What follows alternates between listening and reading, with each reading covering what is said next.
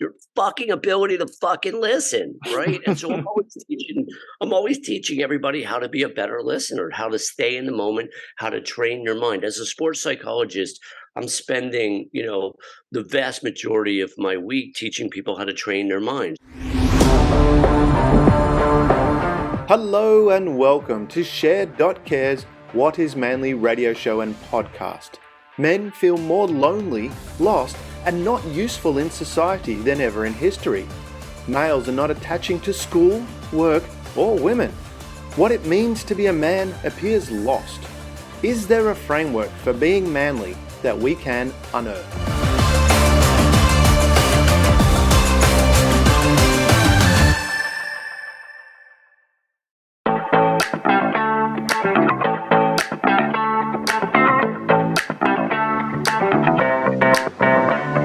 Welcome to Share.care, an all-inclusive community sharing experience, strength, and hope to create strong, healthy, and inspiring relationships. Share.care communities work toward every individual feeling safe, valued, and heard, free from the threat of danger, pain, or harm. Each episode, founder Damian Andrews explores the principles underpinning Share.care and invites expert special guests to share their knowledge so you can easily reap the benefits so many others experience. You hold the choice to create your future. Let it be with strong, healthy, and inspiring relationships. Hello, Dr. Brett. Pleasure to see you. How are you?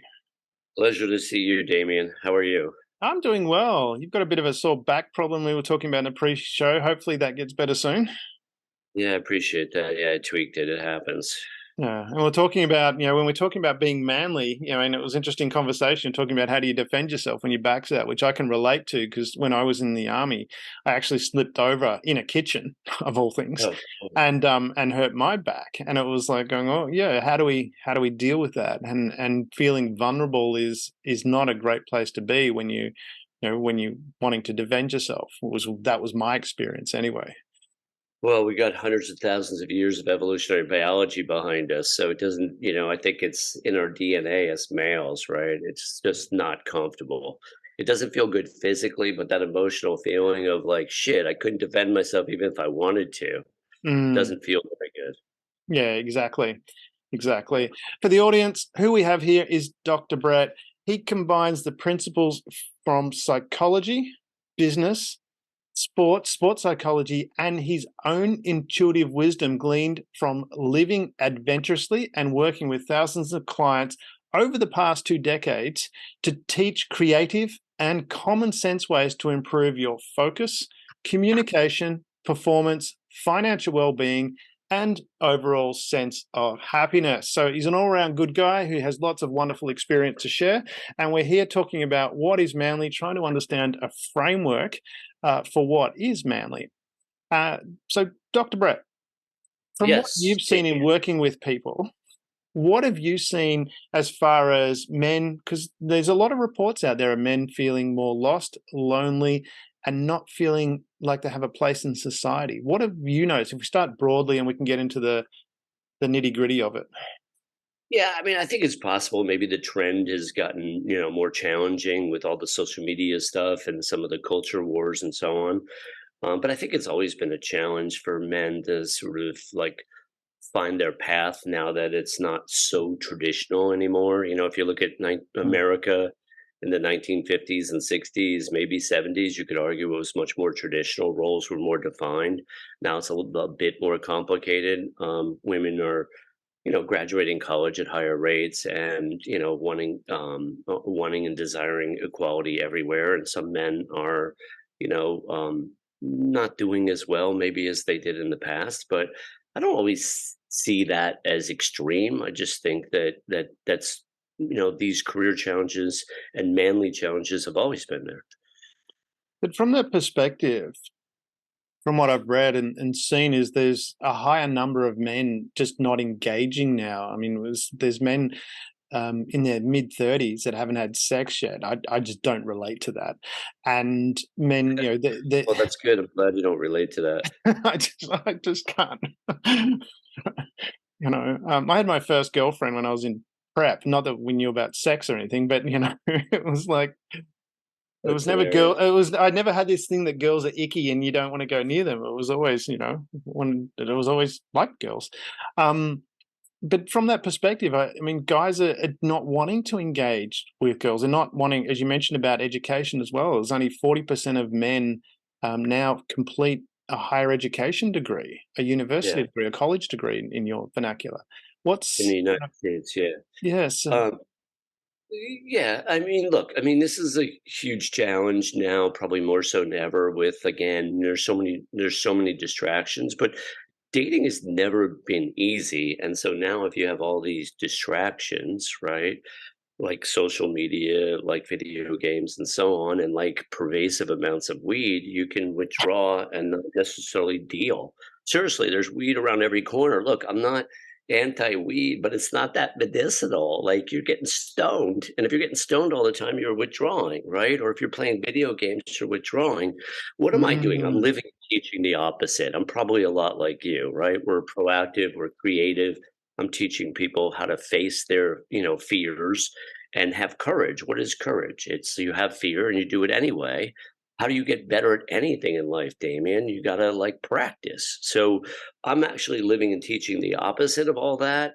But mm, yes, I see a fair amount of kids that struggle getting laid. The males, one of the things that I teach is like, how to get tougher, right? And one of the ways to get tougher is you get laid more. What does that mean for a male? Well, it's a lot of rejection.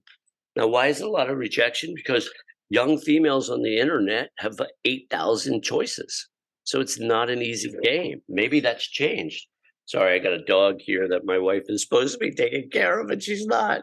that's all right. The dog can join the show. Where's the puppy dog? What's the puppy dog's name? He's Where a is it? 2-year-old puppy, Oh, I right? love it. Awesome. Kuiper and Jupiter. So one is they're big for There. Oh, yeah. Can you see in the background? Hello, you're puppy. not helping me here. I'm on live I think that's all good. And this is part of what Right. I mean, from my perspective, I Yeah.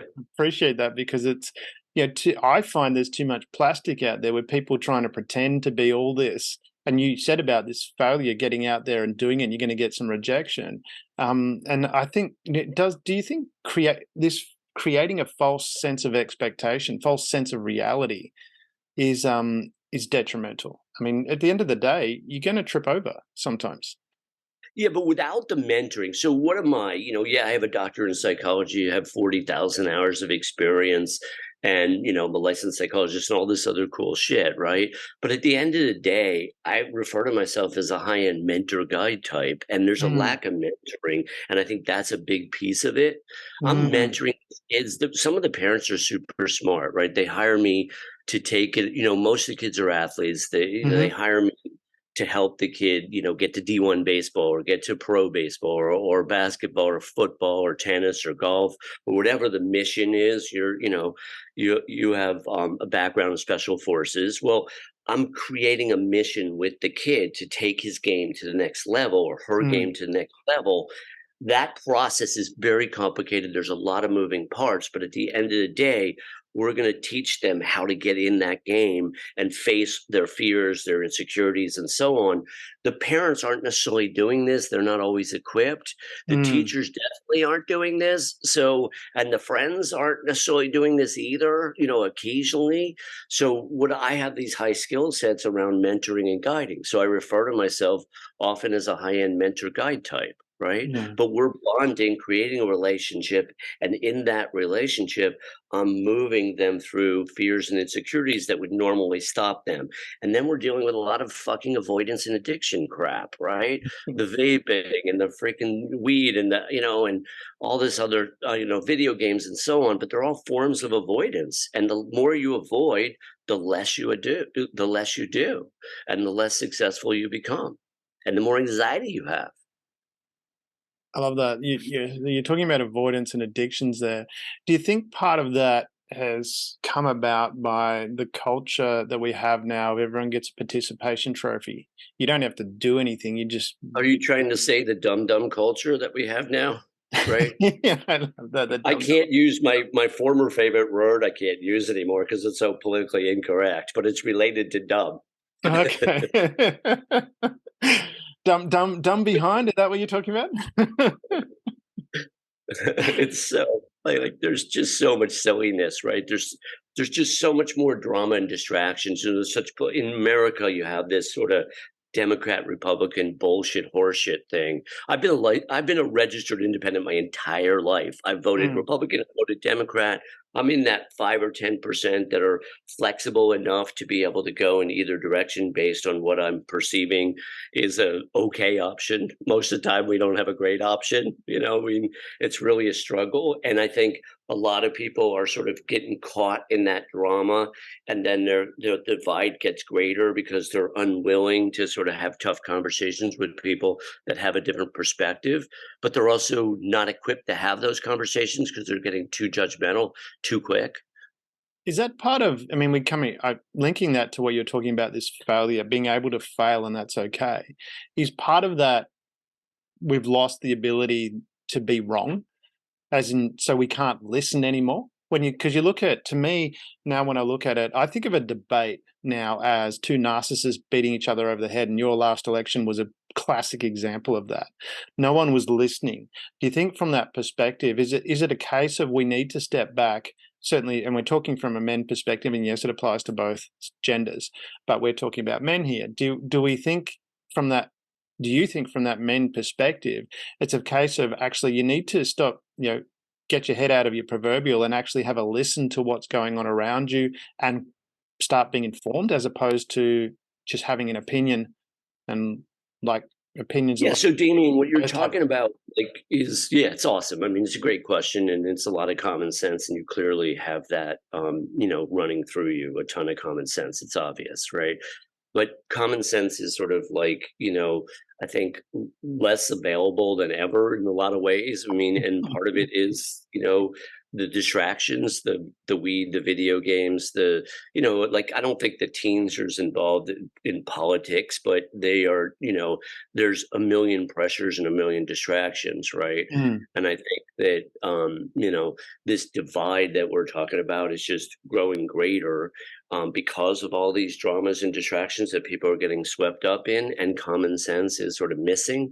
And what is at the root of common sense is your fucking ability to fucking listen, right? And so I'm always teaching everybody how to be a better listener, how to stay in the moment, how to train your mind. As a sports psychologist, I'm spending, the vast majority of my week teaching people how to train their minds. You have a military Mm. background.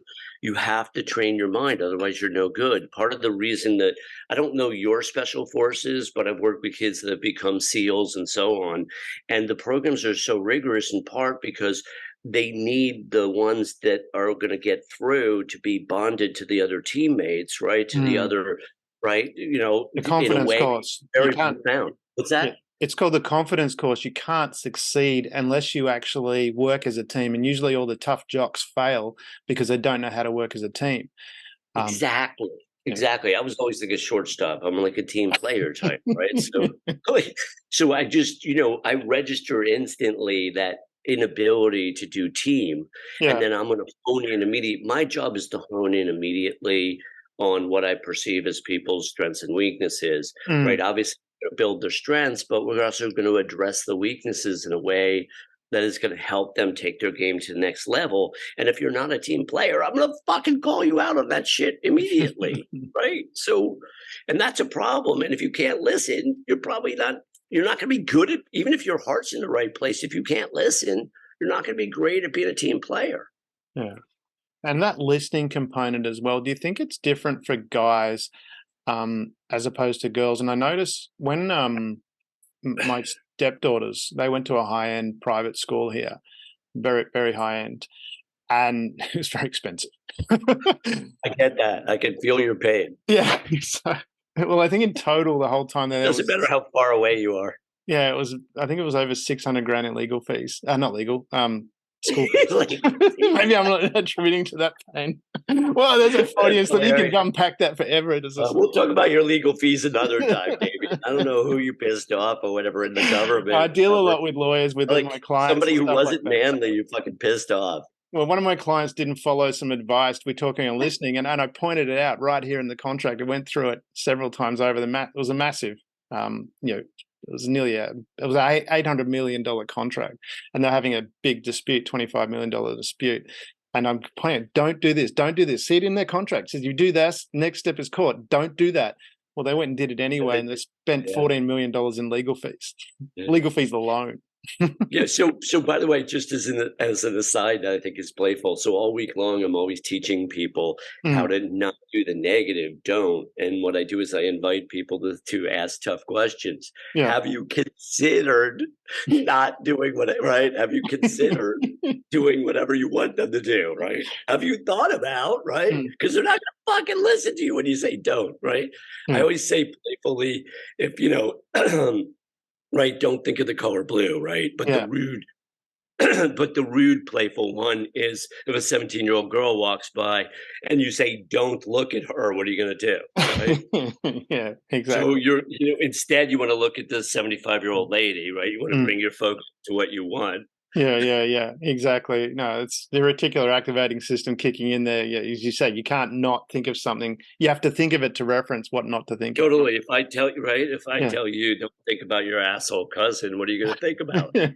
Exactly. So I thought, anyway, but from that perspective, with the because we had this experience last year, went skiing, and we took one of my friends, one of my son's friends, I should say, and the parents of my friends as well. So that question was right. And they're a little bit old school, so I knew I could get away with this. And went skiing with the son, and he hadn't skied before much at all. And he started to get a bit whiny as we're doing it. And so I, old school, style, started, going, "Hey, cut the shit out. This is what you're going to do. You're going to go down the hill. This is what you're going to focus on. Exactly what you're talking about. Not, don't focus on the tree. Focus on turning. Focus on the clear space. Focus on putting your weight on the uphill." And there was times there, I saw some people skiing past me, looking at what the hell. But at the end of the week, sports psychology. You're teaching them to bring their focus to what they want. That's the essence of sports psychology. But it was quite brutal in how I was doing it, though, because he just needed it, and it was like, because he was raised soft, probably, right? But that's also part of the problem with our culture is, there is a lot of softness now, and males haven't changed in 100,000 years. They need toughness. It doesn't matter the last 20 or 30 years, the culture's gotten weird and soft and, and funky, right? The last 100,000 years, if you didn't get tough, you were in trouble, right? And our genes are, we need that genetically.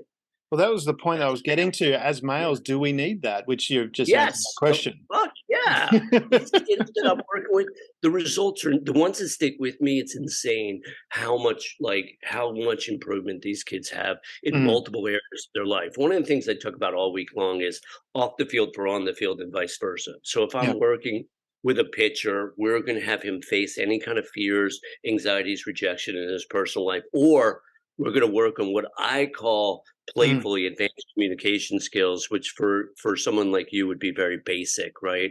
But advanced communication skills are basically self-expression. If someone fucking pisses you off, you deal with it in the moment, right? And 9 times out of 10, that's going to be a positive. 1 time out of 10, you're going to deal with a defensive asshole, and self-expression will have no real value other than to give you information. So one of my metaphors on this, Damien, is the movie The Hunt for Red October. Remember that with Sean Connery, that movie or whatever? Love it. Anyway, you intentionally send out a sonar pulse and light up the enemy sub. It bounces off and lights up your sub, and that's okay. In other words, when you express yourself, you will light up that enemy sub. You're going to find out who that person is for real. Are they defensive? Are they understanding? Are they willing to meet you halfway? And then it will bounce up and give away your position. But so what? You get more information. So I'm always teaching people how to send out the active sonar pulse and not be passive. Yeah. So with that sending out of that pulse, part of that of not being passive as well is that having the confidence to accept what comes back as well. From that perspective, Absolutely. Yeah. Absolutely. That's part of it, right? 1 or 2 times out of 10, you're gonna be dealing with somebody who's so nasty and aggressive, it'll feel, like, horrible. You'll get punched in the face or whatever it is. It's a metaphor. I always Yes. teach these kids, "Okay, I'd rather get if I'm gonna get punched in the face, I'd rather get it over with and get punched right now." Mm. Then I find out what I'm dealing with. Well, look, I'm a lot older. I don't know how old you are, but I'm in my, mid to late 50s here. I want the information right away. I don't wanna dick around. I've done you know what I mean? I've been too kind and too generous for too fucking long. If you're gonna be a douche, I wanna find out right away. I'm moving on. Say it, Yeah, oh, and I'm I'm 50 and I relate to that very much. I've no time for piss farting around. It's just like get to the point. Um, exactly, right. and I'm Or going to just call with it as it people that is. I'm going to tell you how it is. And I having that with one of the there's a board that I'm dealing with and providing advice to, and they're just pissing around all the time, not totally. doing anything. And It yeah. it's just like call it as it is. Exactly. It's an amazing way to live, right? I mean, Mm, like you're just like more in the moment and you're freer as well. And mm. then you're getting much more information sooner and then you make better decisions. That's the real argument here, right?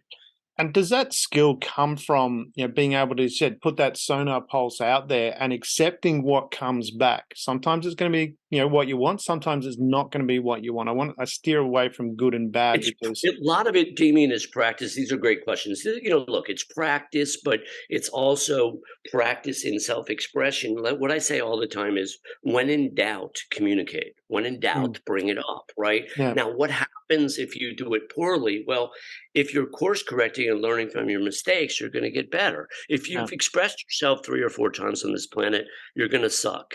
It's like asking these guys that ask girls Mm. out. If you wanna get laid, I always say this all the time, if you wanna get laid as a male, right, and you Mm, ask 3 or 4 girls out, good luck, you're not getting laid. If you ask yeah. 10 girls out and you learn from your mistakes, you have a decent chance. If you ask 100 girls out and you learn from your mistakes, it's gonna be interesting. It's gonna be a little complicated, you're gonna be tired, you're gonna be a little bit stressed, you're gonna have high-class problems, Yeah, right? I'm definitely. always Dating more than one at a time, it can be really complicated. I've heard. I've heard. okay. But But from that's that all about perspective training. of that rejection Yeah, side of things, because I want to tell that story, and some of the listeners will have heard this before. But from your perspective, and I want to get your feel on it. When I was in the army, there was a guy there. He was a good-looking guy, dumb as dog shit, yeah. but he used to date these amazing women. They were gorgeous. They were intelligent. They were kind, um, and and I myself and my friends were always just going, obviously we went straight to he's well hung. That was the obvious answer, to us. But then one day I decided to ask him. I went up and I said, Shane, and I said this. I said, you're pretty dumb. How is it that you're dating all these gorgeous women? And he didn't bat an eyelid at that. He turned into this sensei wise, white beard, Yoda, whatever, put his Yeah, arm around my shoulder and said, Damien, what you don't see is I ask a lot. Most say no. You just see the ones that say yes. totally, And what I totally. want to come to that from that perspective is our perception was he was everyone that he asked out. It's the same. You watch a James Bond movie, you got a 2 hour snippet of his life, and you're going, he asked 3 girls out in the movie and he gets laid a couple of times. And you go, oh, he does that all the time. It doesn't show the rest of the times where he's getting knockbacks or something like that. Totally. Have No, we got this misconstrued perception? Have guys got a misconstrued perception of look, what reality is? I don't run a traditional business here, right? As you Yep. could probably tell, right? Yeah. Life coach, business coach, sports psychologist, right? It's not Mm, a therapy type business, right? So mm. I share from my personal experience because I think it's super powerful, right? Yeah. A lot of people, are too fearful to share their truth, but Mm.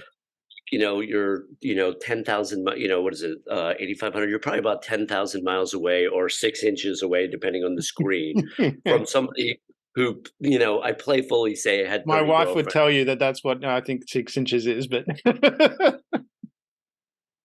Well, she might say more. Anyway, so she's going to take care of my ego. That's all right. well, that was the other thing with Shane. He probably had a giant schlong. Who knows?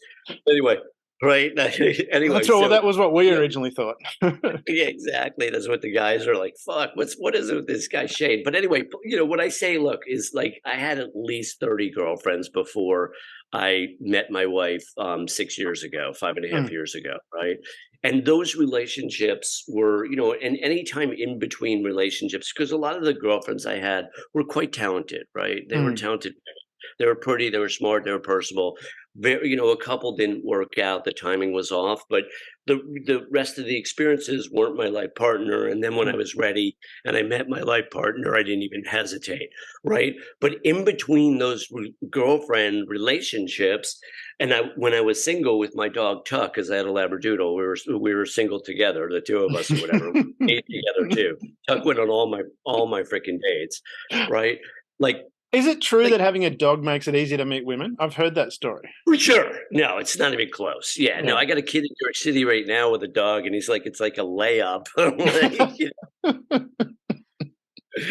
no, especially, but Tuck was a Labradoodle back before Labradoodles were common 20 years ago. And Yeah. I was living in the high end burbs in Connecticut. And I used to say, if I wasn't living in Westport, Connecticut, I have 5 girlfriends, but these pregnant women that come up to me all the time are just not girlfriend material. Anyway, so what I was saying was in between the girlfriends, I'd get slapped around by women that weren't even attractive. You get Mm, right? It's like, when and then eventually someone that I was super attracted to would come along and we would, get into a relationship or whatever it was. But there's an insane amount of loneliness and rejection when you're alone. I'm an mm, identical twin. So I always felt it a little stronger, probably because I was in the fucking womb with my twin brother all the time. Right. So I've always felt that, but you got to overcome your fears. Otherwise, who are you? Right. You're just another scaredy cat. And we have a lot of scaredy cats right now. but is that, I mean, that scaredy cat, do we create that? I know from my perspective, going back again, it was a little bit after I was in the army. I was out and I remember, I don't know why, but I was alone and I was sitting in my car and I'm old enough to have a tape deck in my car. And I was listening to this song that says, why, something along the lines of, why won't anybody love me? And I'd play it, hit rewind, play it again. I'm bawling my eyes out, feeling sorry for myself. Do you think we create that rather than going, like Shane, Not just go, what the not you hell, didn't you didn't sit there I've, alone, like, bawling your eyes out, feeling sorry for yourself consciously. Like, I don't think you consciously this idea that mm, people consciously create these things, the vast majority of people are unconscious. They're not yeah, it's jack shit that people say, "Oh, you chose that." Bullshit. Most of the time you're just unconscious, right? So yeah, people aren't really using the way personal growth gurus say, motivational speakers on stage say all the time, you're choosing your reality. Bullshit. Most people are unconscious. It's not really a conscious choice. The idea is to get more conscious, right? And yeah, as you get more conscious, you take responsibility. So as you mm, take responsibility, you go, look, I'm not going to fucking feel sorry for myself. I got to get off my duff here. I've got to start meeting people and changing who I am so that I yeah, can meet somebody that's a better reflection of who I really want.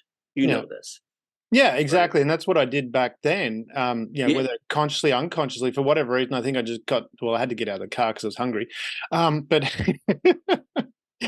but shortly after that, But I I think actually went. a lot of people run that. Why won't anybody love me bullshit, right? A lot of people love that or run Yeah, that. exactly, That's common. and but what I did, rather than thinking about me, and I didn't consciously think about this, I did it unconsciously, I just went out and I actually helped a charity, and all of a sudden, I'm getting You all this, you know Yeah, Damien, that's so cool because that's part of what I live and teach is you stop doing self and you start to do other. Right? Yeah, This is literally what I teach all week long because I'm a like I call myself like a high end. I'm like a connector type and a giver, mm, right? I'm a heart based giver. I'm a good athlete, but really, I mean, it's a harder journey in some respects when you're wired as a giver. I'm a wired that way, yeah, right? So my first impulse isn't me. It's like, how can I help someone else's world? It's mm, why a male like me became a psychologist, yeah, right? Because I actually want to make a fucking difference. The primary motivation has never been money. mm, It's weird. A lot of guys that I meet, their primary motivation is the money, right? mm, So Mine was, how do I make a difference here? So what I'm teaching, which is something I live, is stop doing self and start doing other. Now, someone like me, I had to find the right balance because sometimes I wouldn't honor myself. And those were some of the lessons of my Mm, lifetime, right? Some of the most painful lessons were finding that balance between self and other. Most people are too, or a lot of people are too tied up in self. Everything is like coming from, how does this help me? How do, me, as mm. opposed to me or other. I love that you've gone there because that was the point I was getting to. And is that something when we're talking about being manly, is shifting that focus? Because if you're taking that, even that caregiver role or that protector role, that's still giving of yourself. And I look at it. So the Absolutely. guys I was with in the military, they were all big givers of. They were protectors. That's how they operated. Totally. Outside of the military, you wouldn't even know they were in. That you wouldn't even know what they were capable of. One of the guys, it was kind of cool. One of the guys I was on base with, he was probably the most lethal guy on the base, or one of the. His hobby was sewing. He took in my pants, you know. So if you saw him outside of what he did, on the base, he's there on a sewing machine most of the time. That's what he did. But from Yeah. that perspective, this giving component, also too, I mentioned before, my stepdaughters went to a high-end school. My son goes to a high-end school. And as a result of that, I got to associate with some people that were in the category of fucking mega wealthy, super Yeah. mega Totally. wealthy. Yeah. And what I found as a big surprise for all of those was I looked at their character, and all of their characters was about helping other people. That was, and when I talked to them, it was because they went that extra mile to care for other people. Yes, they channeled it into a business, but the primary purpose of it was giving and helping people, and that's what they spend a lot of their time focusing on that.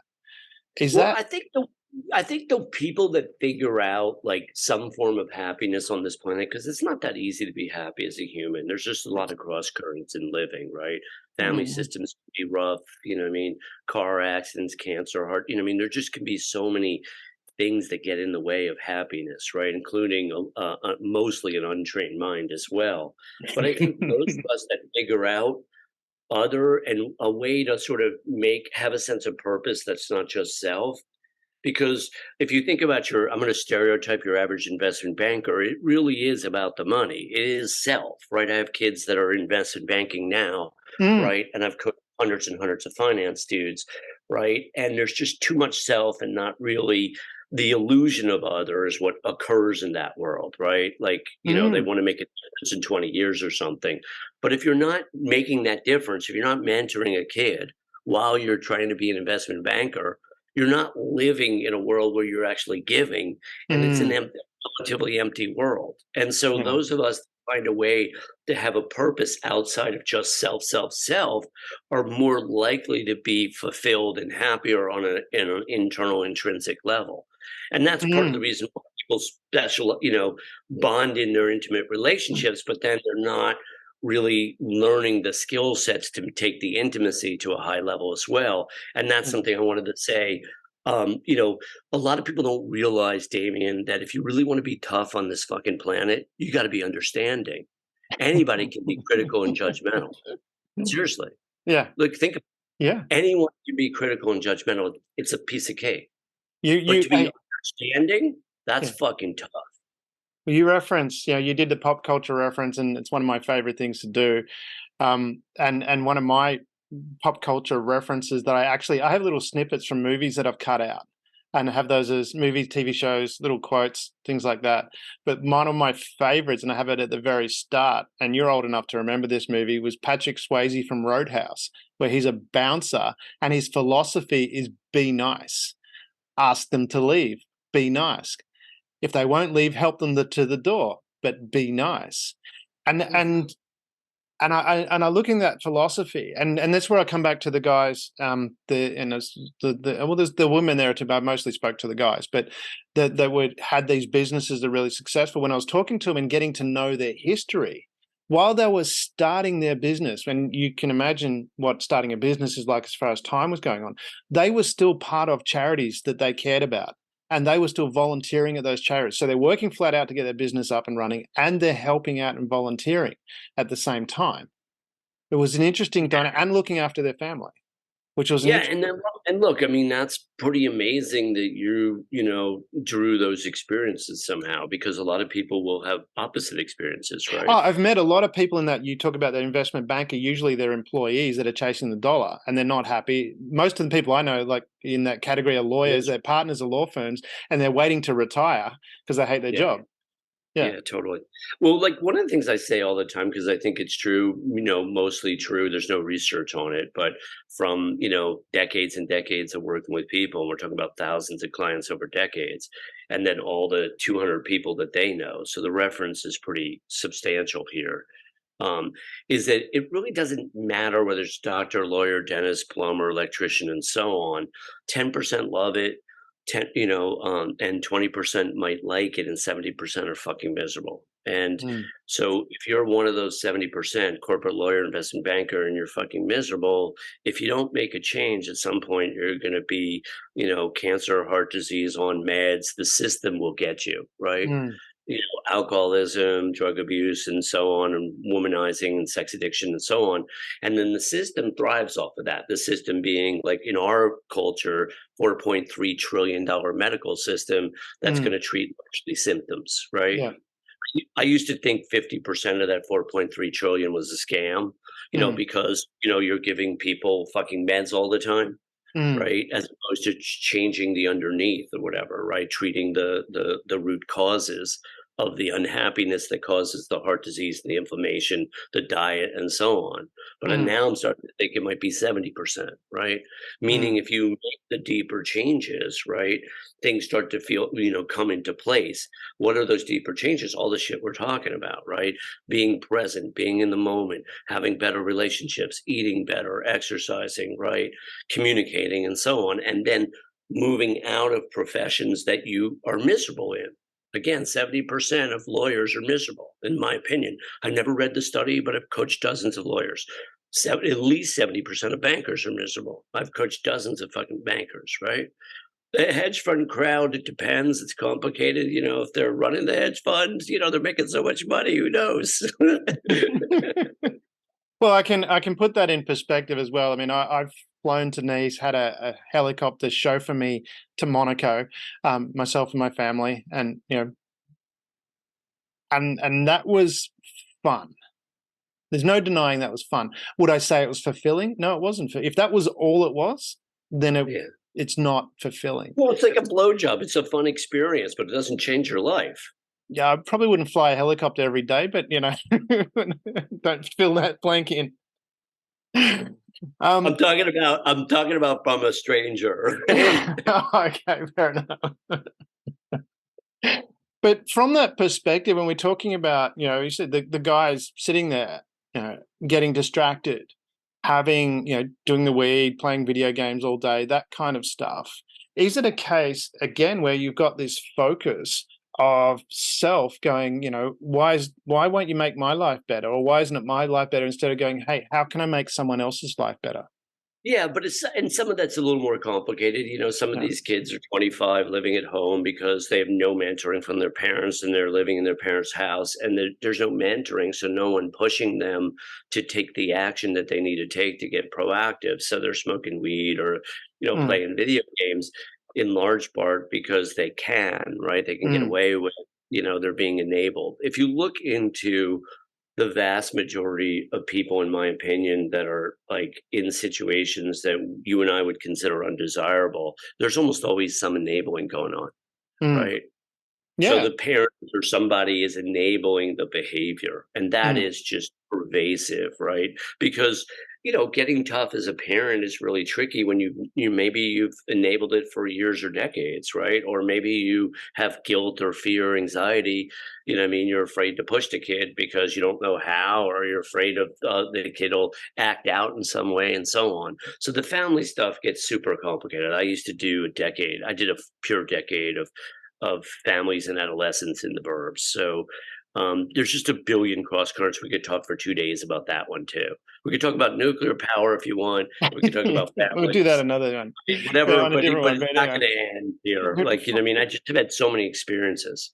from that perspective, though, because I look at that and coming back to that tough love thing again, because I mean, I had a family member, and he'd got to, I think he was 22-ish, and you know, his dad wasn't around, and the mum had another 3 children, so and he also had some disabilities where he was deaf as well, so big Yeah, combination.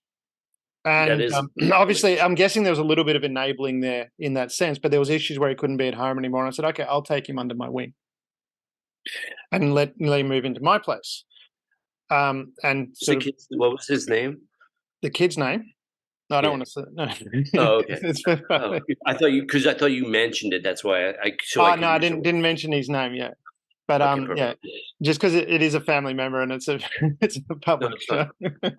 And we've got a No, lot. I We've got a thought you big. mentioned I've got his a big name. I family like that could you. cover off a few, but you know, No, without. no, no. We're good, Damien. I don't Yeah, need someone's name just as a riff. I thought you used it. I yeah, couldn't yeah. hear you, and then I just All didn't good. want to muff it when I said it back. That's all. No, but anyway, the point was he moved in here, and I thought, okay, I can mentor. You know, can do. I've mentored other people as well, and also, I mean, I helped him out of a situation where he was being violent and helped him stop being violent. But then I thought, okay, maybe I can guide him a little bit as well. So then after he got over that experience, that was a few years earlier. I think when he was about 17 or 18. Bit of tough love there with his mum present, and he stopped.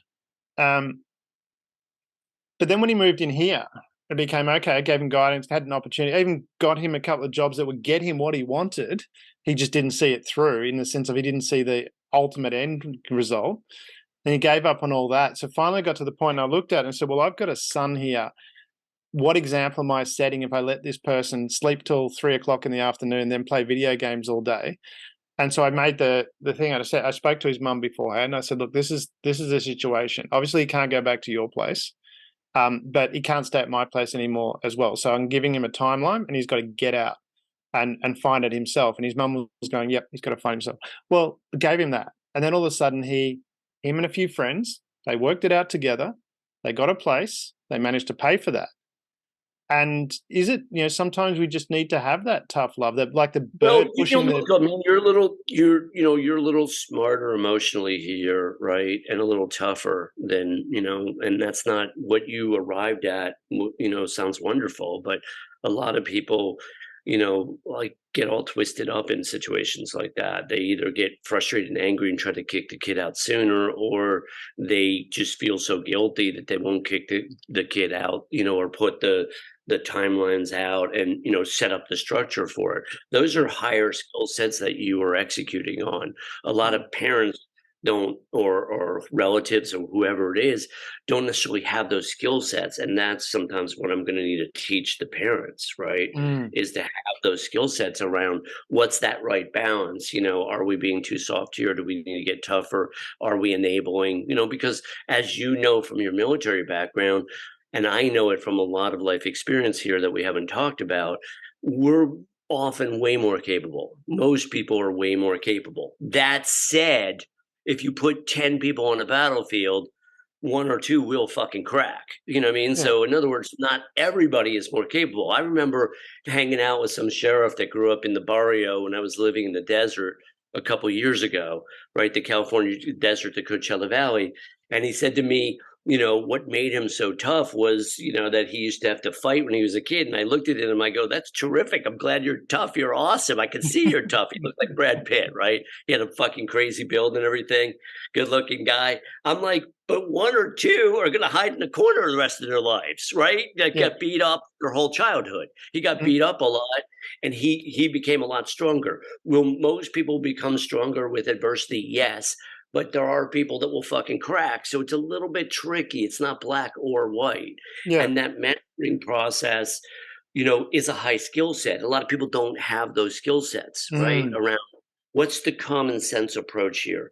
We need to get the kid to thrive. And we're not going to mm. do it if we enable. So we need to set a timeline. And then we need to teach him some of the skill sets along the way so that he'll succeed in that timeline. You have that. A lot of people Uh, don't. So from that perspective, as you said, teach them skill sets along the way. And like you said, it's some people are going to be the guru, just get out there gung ho. Yeah. I put it down to me, because I look at some of the crap that I've done in my life, and I facetiously put it down to the fact that I'm a Leo rat. If you look at Chinese and Western star signs, which means I saw a shiny thing and went, "Oh, shiny thing," jumped over there, and then went, "Oh fuck, that's fire. Better get out of there." But other people have a different personality and do things differently. So I mean, how do you go, That's why well, it's okay, how do we get them to, when we're talking well, about guys?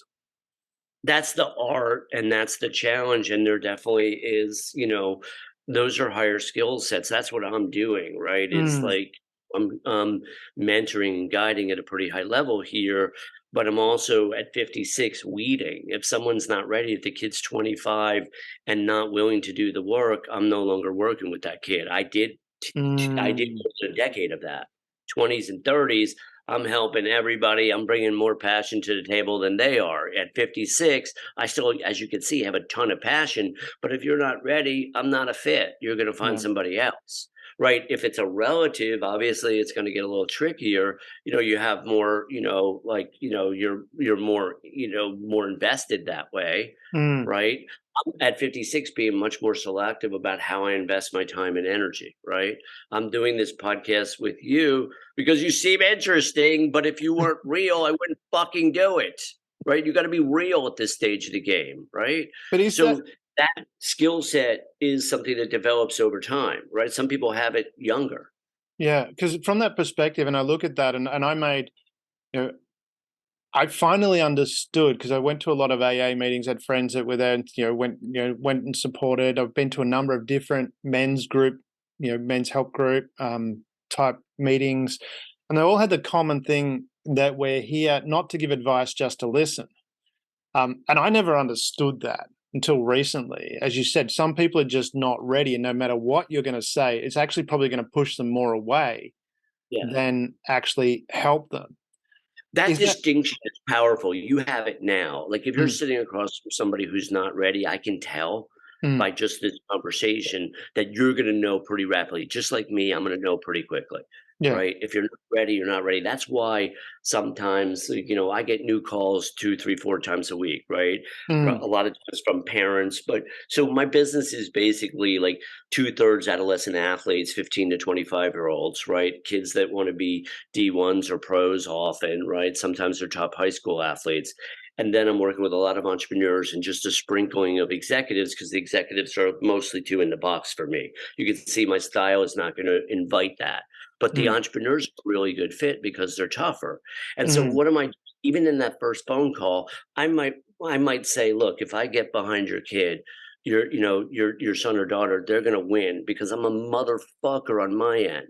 I'm all in. Now I'm gonna Yeah, say that intentionally yeah. because I'm weeding out someone that's gonna, run with the word motherfucker, get super uptight on my goddamn ass, and then, miss the bigger picture, which is I'm gonna invest so much on my end of the equation that I need to know that you're gonna appreciate me and my Yeah. style, right? And if you're Mm, not, I'm perfectly okay with it. But that's further along on the journey, further along on the career.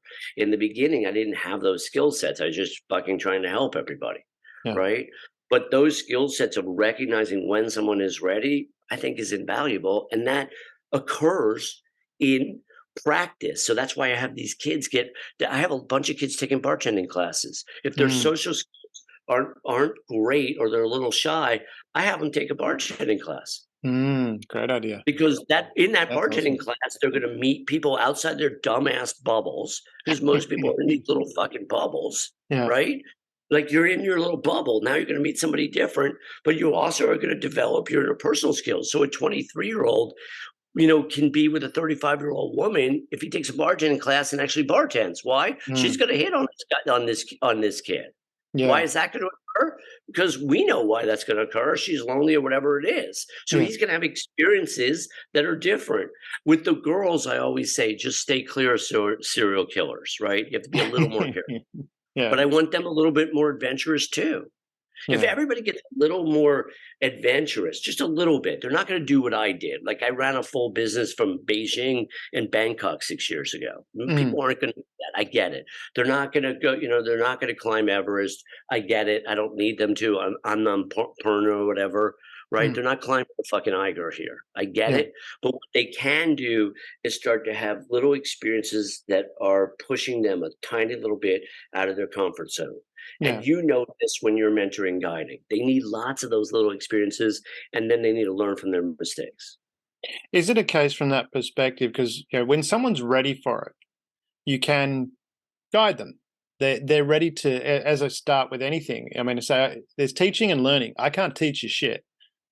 You can only learn when you're ready.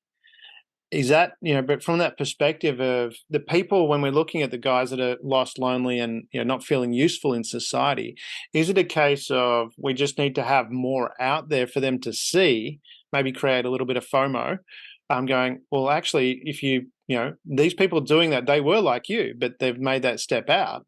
Is it just creating that awareness to get the light bulb going off?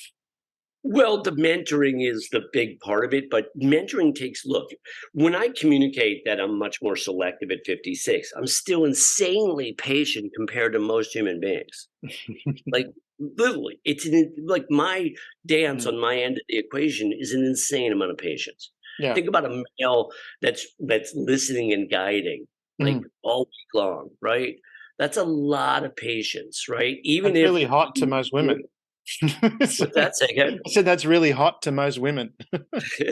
Well, I've had a lot of girlfriends, right? My wife, when we were coming back from Bangkok, like we were in Bangkok a couple months ago, she says to me, it's 4 o'clock in the morning. We're on our way to Suvarnabhumi, the big airport in Bangkok, right? On our way for a 2-day fucking journey back to the United States. And she's like, if I die, she's being playful. If I die, we always talk about death because I'm a genetic Jew. So I always talk about dying. It's just fun for me. Yeah. Right. So anyway, so she's picked up on this after 5.5 years. So she's like, if I die, you could always go younger. And I looked at her and I said in Thai, Home Ru, which means I know.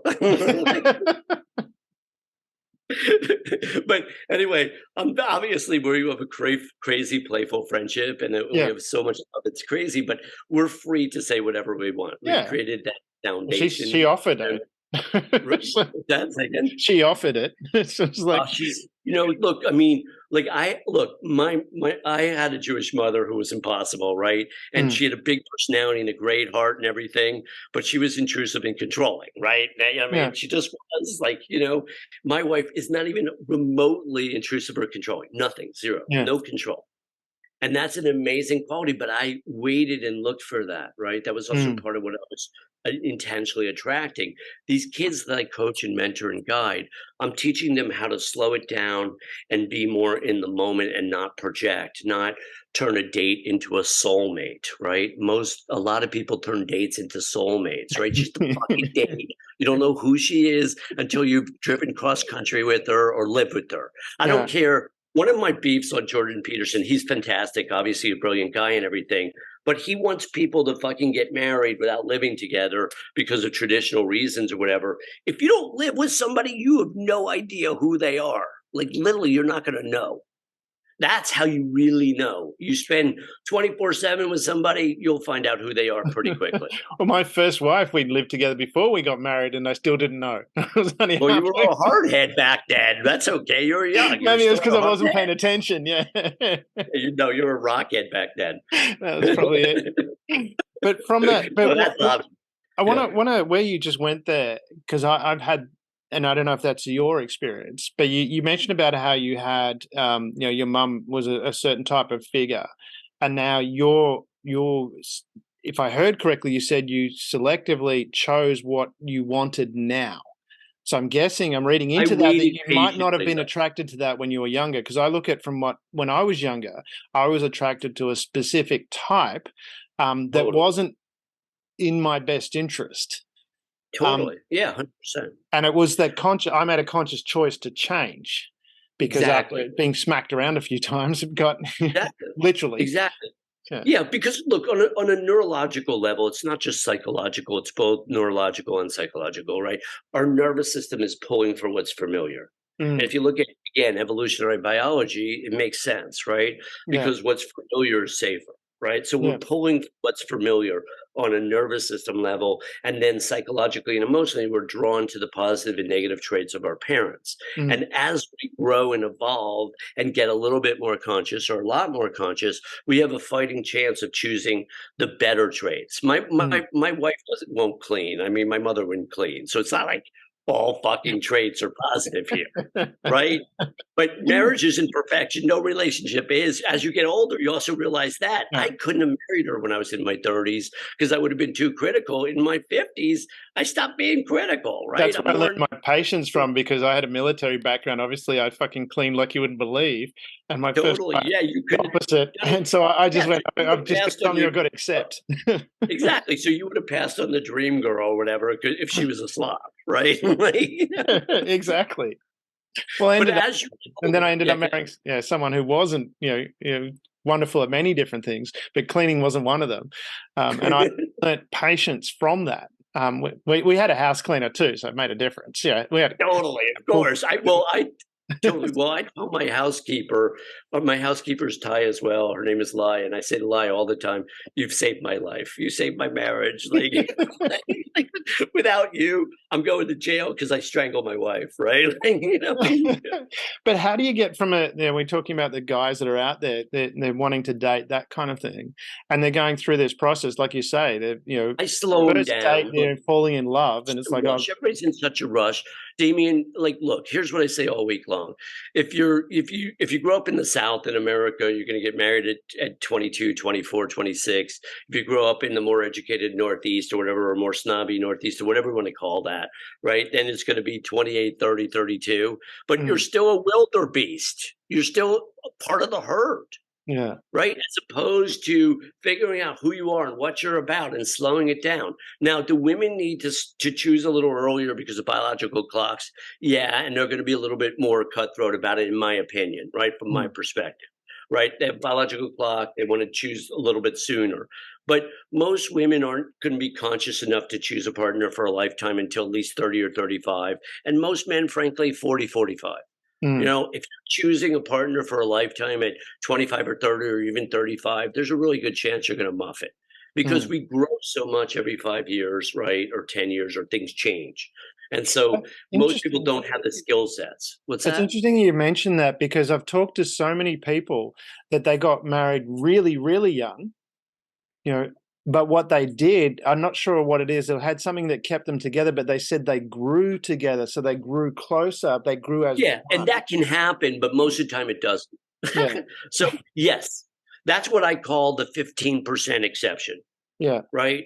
And I teach skill, not luck. So 85% of the time you're going to lose with that strategy. Mm, 15% of the time you can get lucky. I've got a couple buddies that got one of my buddies got married at 24. They were both 24 years old when they met. Then maybe they got married at 26. I always make fun of him. He's like, 10 years in, he's in his 30s now. And I make fun of him like at least once a week. I'm like, you're the fucking 15% that got lucky, right?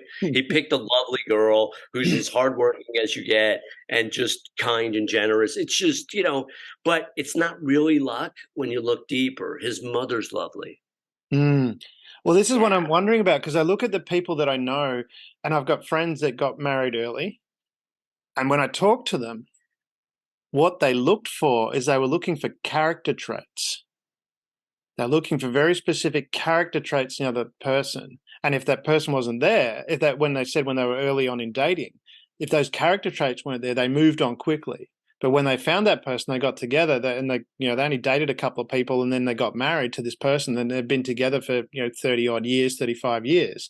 But they were focused on character traits. Is that where some guys get wrong now because we've got so much social media stuff out there where you're Yeah, looking that's for a this? little deeper look again. To focus on character traits is absolutely wonderful. That's what I did when I was older. But when we Mm, look back, a lot of us when we're younger got caught up in, looks and body and other things that are shallower, right? So as you go a little bit deeper and you mm, focus on character traits, you're more likely to win. Look, one of the things that I say all the freaking time, right? If you do not have integrity and kindness, you lose, whether yeah. any kind of partnership. Business partnership. If your business partner's a dickhead, at some point you will lose. Yeah. If your wife is a cunt, you are going to lose, Yeah. right? And vice versa, right? If you're a douchebag, at some point it will catch up with you. Is that part of too, like when we're looking at being manly, it's not, maybe it's not about finding the right partner, but is it about being the right partner?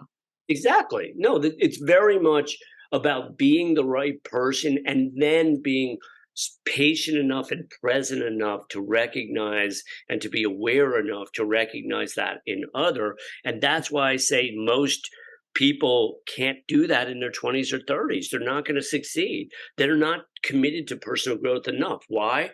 Think about it. If you want to go into investment banking or law or business or medicine, medicine's ridiculously unconscious, right? You're spending a fucking decade buried in, you know what I mean, in medical school, residencies, and so on. That's not self-awareness, that decade. I've Yeah. coached a lot of doctors, a lot. Most of them are about as unconscious as anybody on the planet, and they're medical doctors. Yeah. Now, why is that? Well, they're not doing personal growth and self-awareness. What are they doing? Like dermatology or fucking surgery, right? That's self-awareness.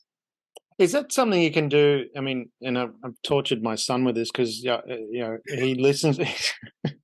Well, he listens to this not only. I mean, because there's stuff that I take him to that he has to listen, and he comes along. He's 14 now, but all through his life, he's had little bits of. I don't listen to stuff constantly because I don't think that works. I used to do that, read all the books and things like that, and never applied anything. And then I was Wayne Dyer's How to Be a No Limit Person. That was an audio, not an actual book. And I just listened to that over and over again, and I implemented it. And then from now, that's what I've done. But even now, like as we're recording this, my son's like less than 5 meters away on his computer doing some stuff, but he can hear what's going on. He can hear your conversations. So I see that he's taking some of that in, or I believe that he's taking some of that in. So my perspective on this is give him experiences with you. Yeah. That's it. Yeah. Constantly. Right? I took him to a board meeting. He was really bored, but he was still there. Yeah, perfect. That's perfect. Yeah, perfect. So you're giving him experiences. You're exposing him to more. Like give him ghetto experiences as well, right? Yeah. So because this gives you perspective. Well, that right? comes back to that failure side of things as well. He was doing karate. And this is where I wondered, do we need to have... Well, but the thing was, he wasn't early in the early... Yeah, well, that was part of the reason was for stillness, because he was a little bit fidgety, and it was none of his fault that was the case. But, in my opinion. But in the first part, when he was first doing that, I think it was his first or second belt, he wasn't doing the work. And I thought about it, and I was saying, well, I can lecture him, which is probably not going to give me a good result, and he's going to hate me for lecturing him, a bit of resentment, or I'm just going to let it go. And I talked to the sensei about it, and he goes, yeah, he's going to fail. I went, okay. And so let it go. And he went to the grading. Everyone else passed. He didn't. And then we walked out, and I said, how did that make you feel? Yeah, there it is. I go, he went, I hated it. And yeah. He got every other belt he went for. But you see, instead of lecturing, that's the higher skill set that you've developed naturally through study and through, personal growth. That's the skill set that I'm going to teach parents or, certainly kids as well, because being able to listen and understand and ask tough questions is 80 times more powerful than being fucking lecturing or being critical or judgmental. Again, listening and understanding and asking tough questions. How was that for you? Is it a case of simply doing that, asking those questions? Because I've never yelled at my son ever. He cleans the bathroom, empties the bin, all that kind of stuff. Does his homework. Yeah. No, I mean, and also like having rewards and consequences, right? I mean, having kids, being able to, I always say, to parents all the time, I'm like, they have to have some skin in the game. They want a new set of golf clubs. They got to pay 10%, whatever it is, some skin in the game, right? So there are things that you set up that he can, at 14, that if he wants, he can start to slowly earn. He has to have some skin. Nothing is an automatic. I don't do Christmas. I'm not a Hallmark person, right? Yeah. So for me, I do random generosity all year long, all the fucking time, everywhere. Yeah. right? But it's not something that's a wildebeest that's required. I always say Christ wasn't born on December 25th anyway, right? It's not true, right? So I like he Christmas. I wasn't, love the right? So tree, and so I'm no, pretty. I But know it's wonderful. I'm not saying I'm my yeah. my origin's Polish, Ukraine, and Russian. I'm integrated, so maybe I could help over there, but mostly Polish because my both grandmothers were Polish, 100%. So Roman Catholic was how I brought up. But I say I can't be Catholic anymore because I don't feel guilt.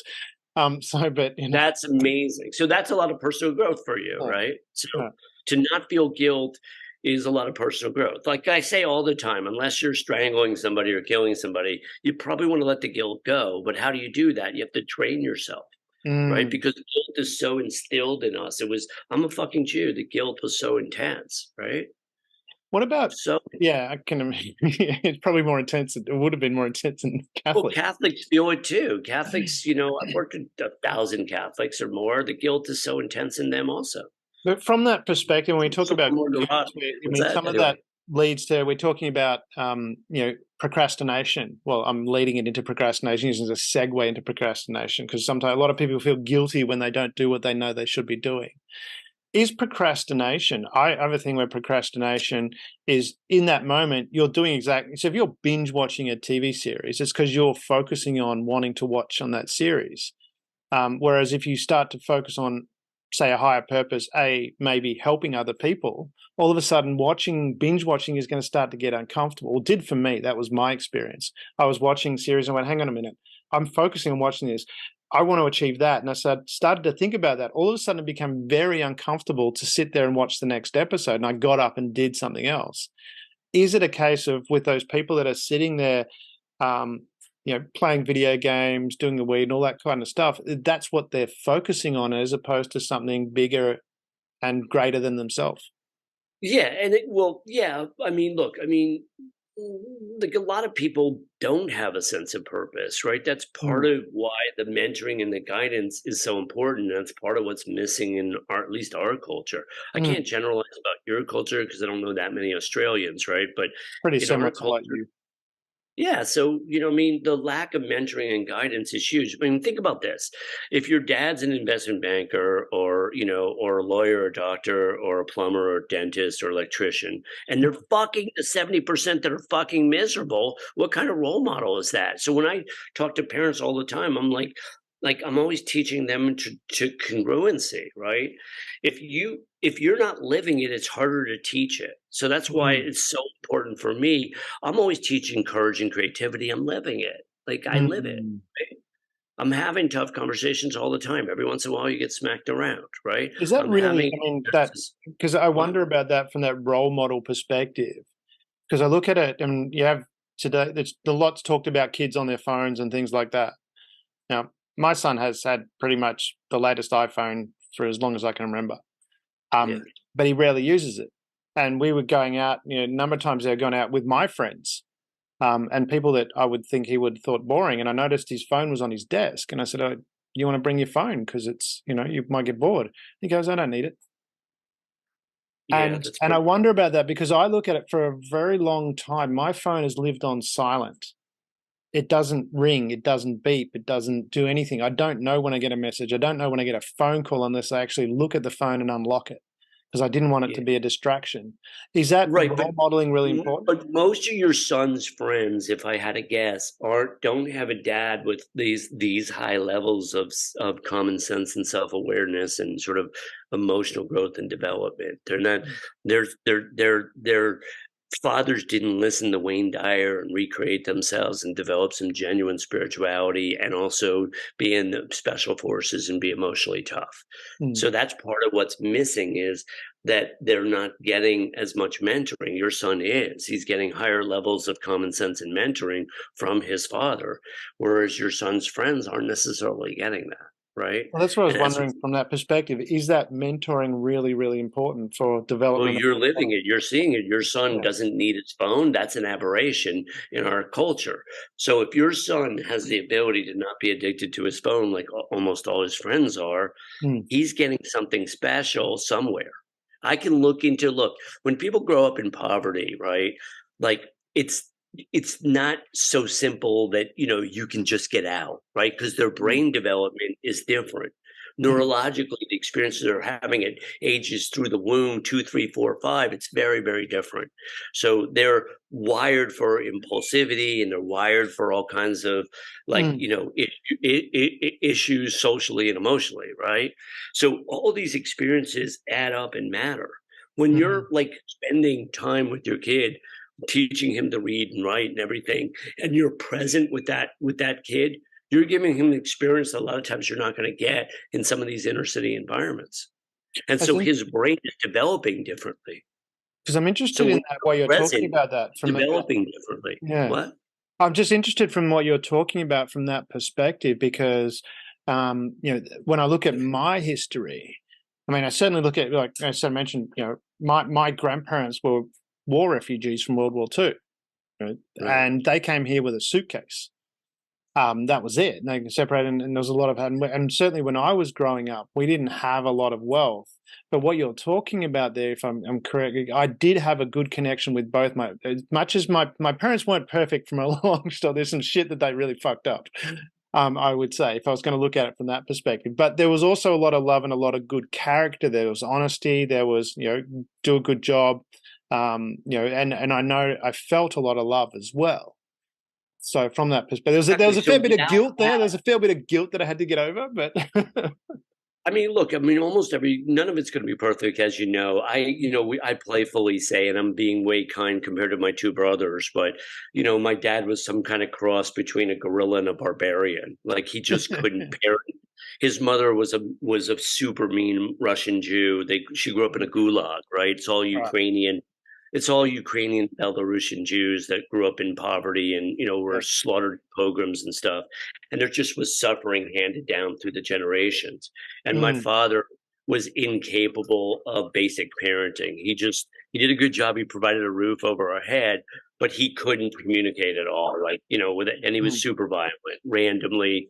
And yeah, it wasn't mean though. You know what I mean? It was yeah. just violence without mean because he just couldn't handle frustration. So, so Mm, all of us, most people are going to have some to a lot of adversity, and sometimes that's really good, yeah. right? So, but without he was a very honest guy, so that's his strength or whatever. Very Mm, honest, very, I mean, very scared and very honest, right? So he had a lot of fear, which we've all had to work through to varying degrees. But mm, my mother had a huge heart, right? She was way more difficult and way more complicated, but I loved her so much. It's crazy because she had a huge heart. So the love was, was abundant. mm, The kids that don't have that, the ones like, because I've worked with thousands and thousands of people, kids that don't have that early love, they're going to have lifelong attachment issues in some way. There are going to be mm, abandonment issues that are going to be pretty intense, right? Think about a mm, kid who's adopted. Even if they're adopted at birth, that adoption can be an abandonment that's unconscious, right? And that mm, can create all kinds of issues down the road, right? If you're thinking about like a smoking hot girl in New York City who's in her 30s and never been married and never had a long-term relationship, and she's gorgeous physically, if mm, you look into that picture, there's probably going to be, some real core intimacy stuff there from mm. early childhood that's not really going away. I think I met that. If I think I dated that girl. So, so did I. So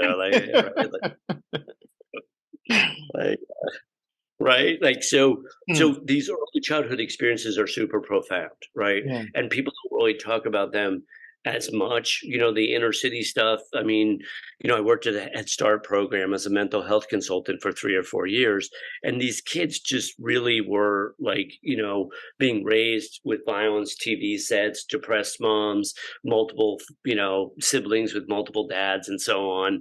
Mm, And so it really affects every aspect of your development. It's not to say that some can't get out and make their lives very special, but a lot don't because they don't mm. have what you're talking about. They don't have that mentor, right?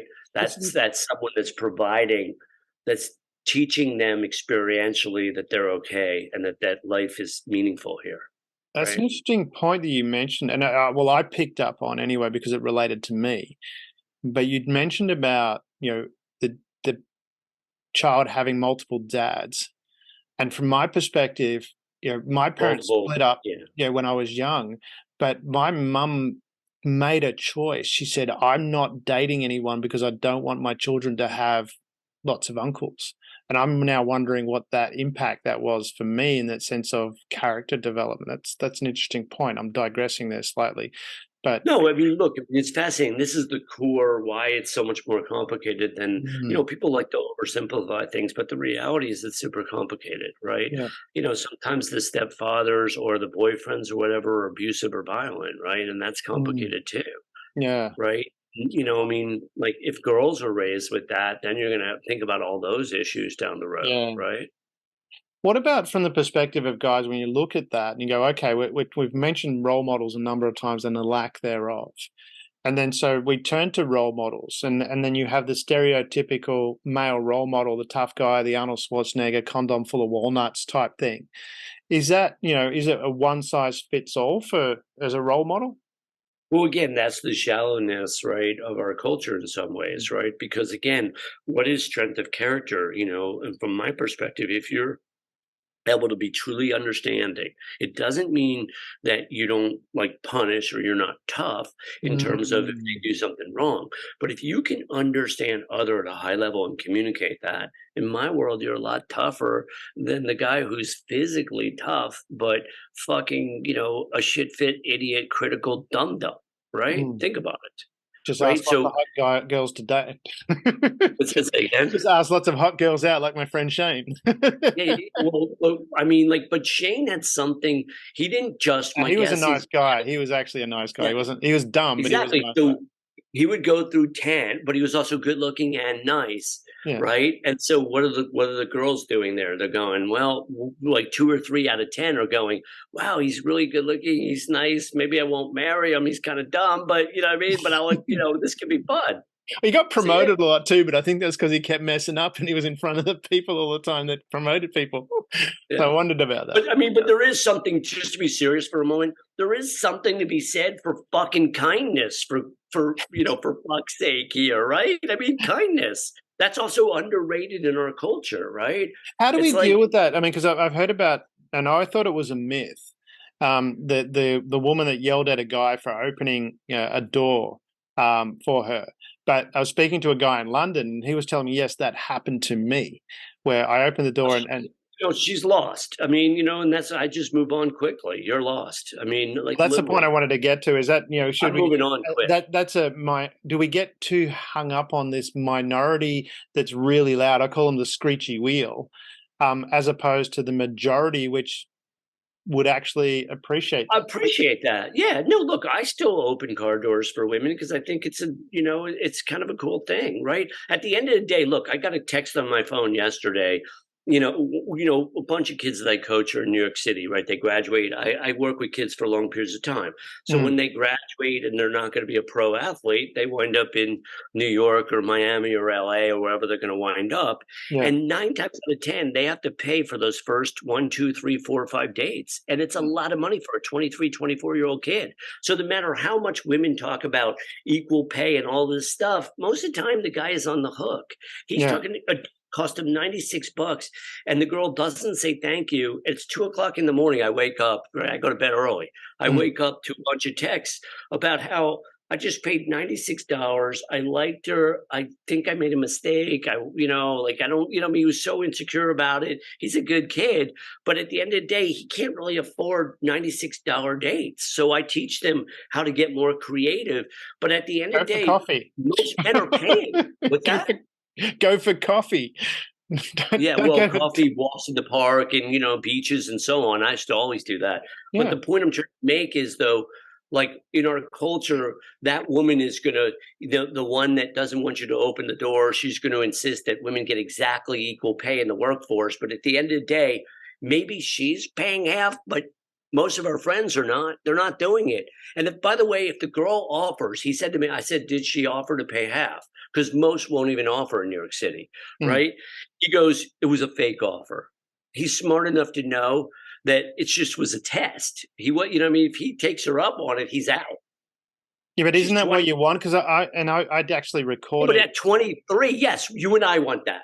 But No, at but what I'm 23, saying, you isn't that want. what you want? You want to find out that to begin with, because I know, and I said I recorded this today. Ironically, what you're talking about, Because if the girl likes you, if she genuinely likes you and wants to see you again, you can mess up horribly and she'll still do. And these are two literal experiences. One's is a stupid experience. Damien, how old are you? I'm 50.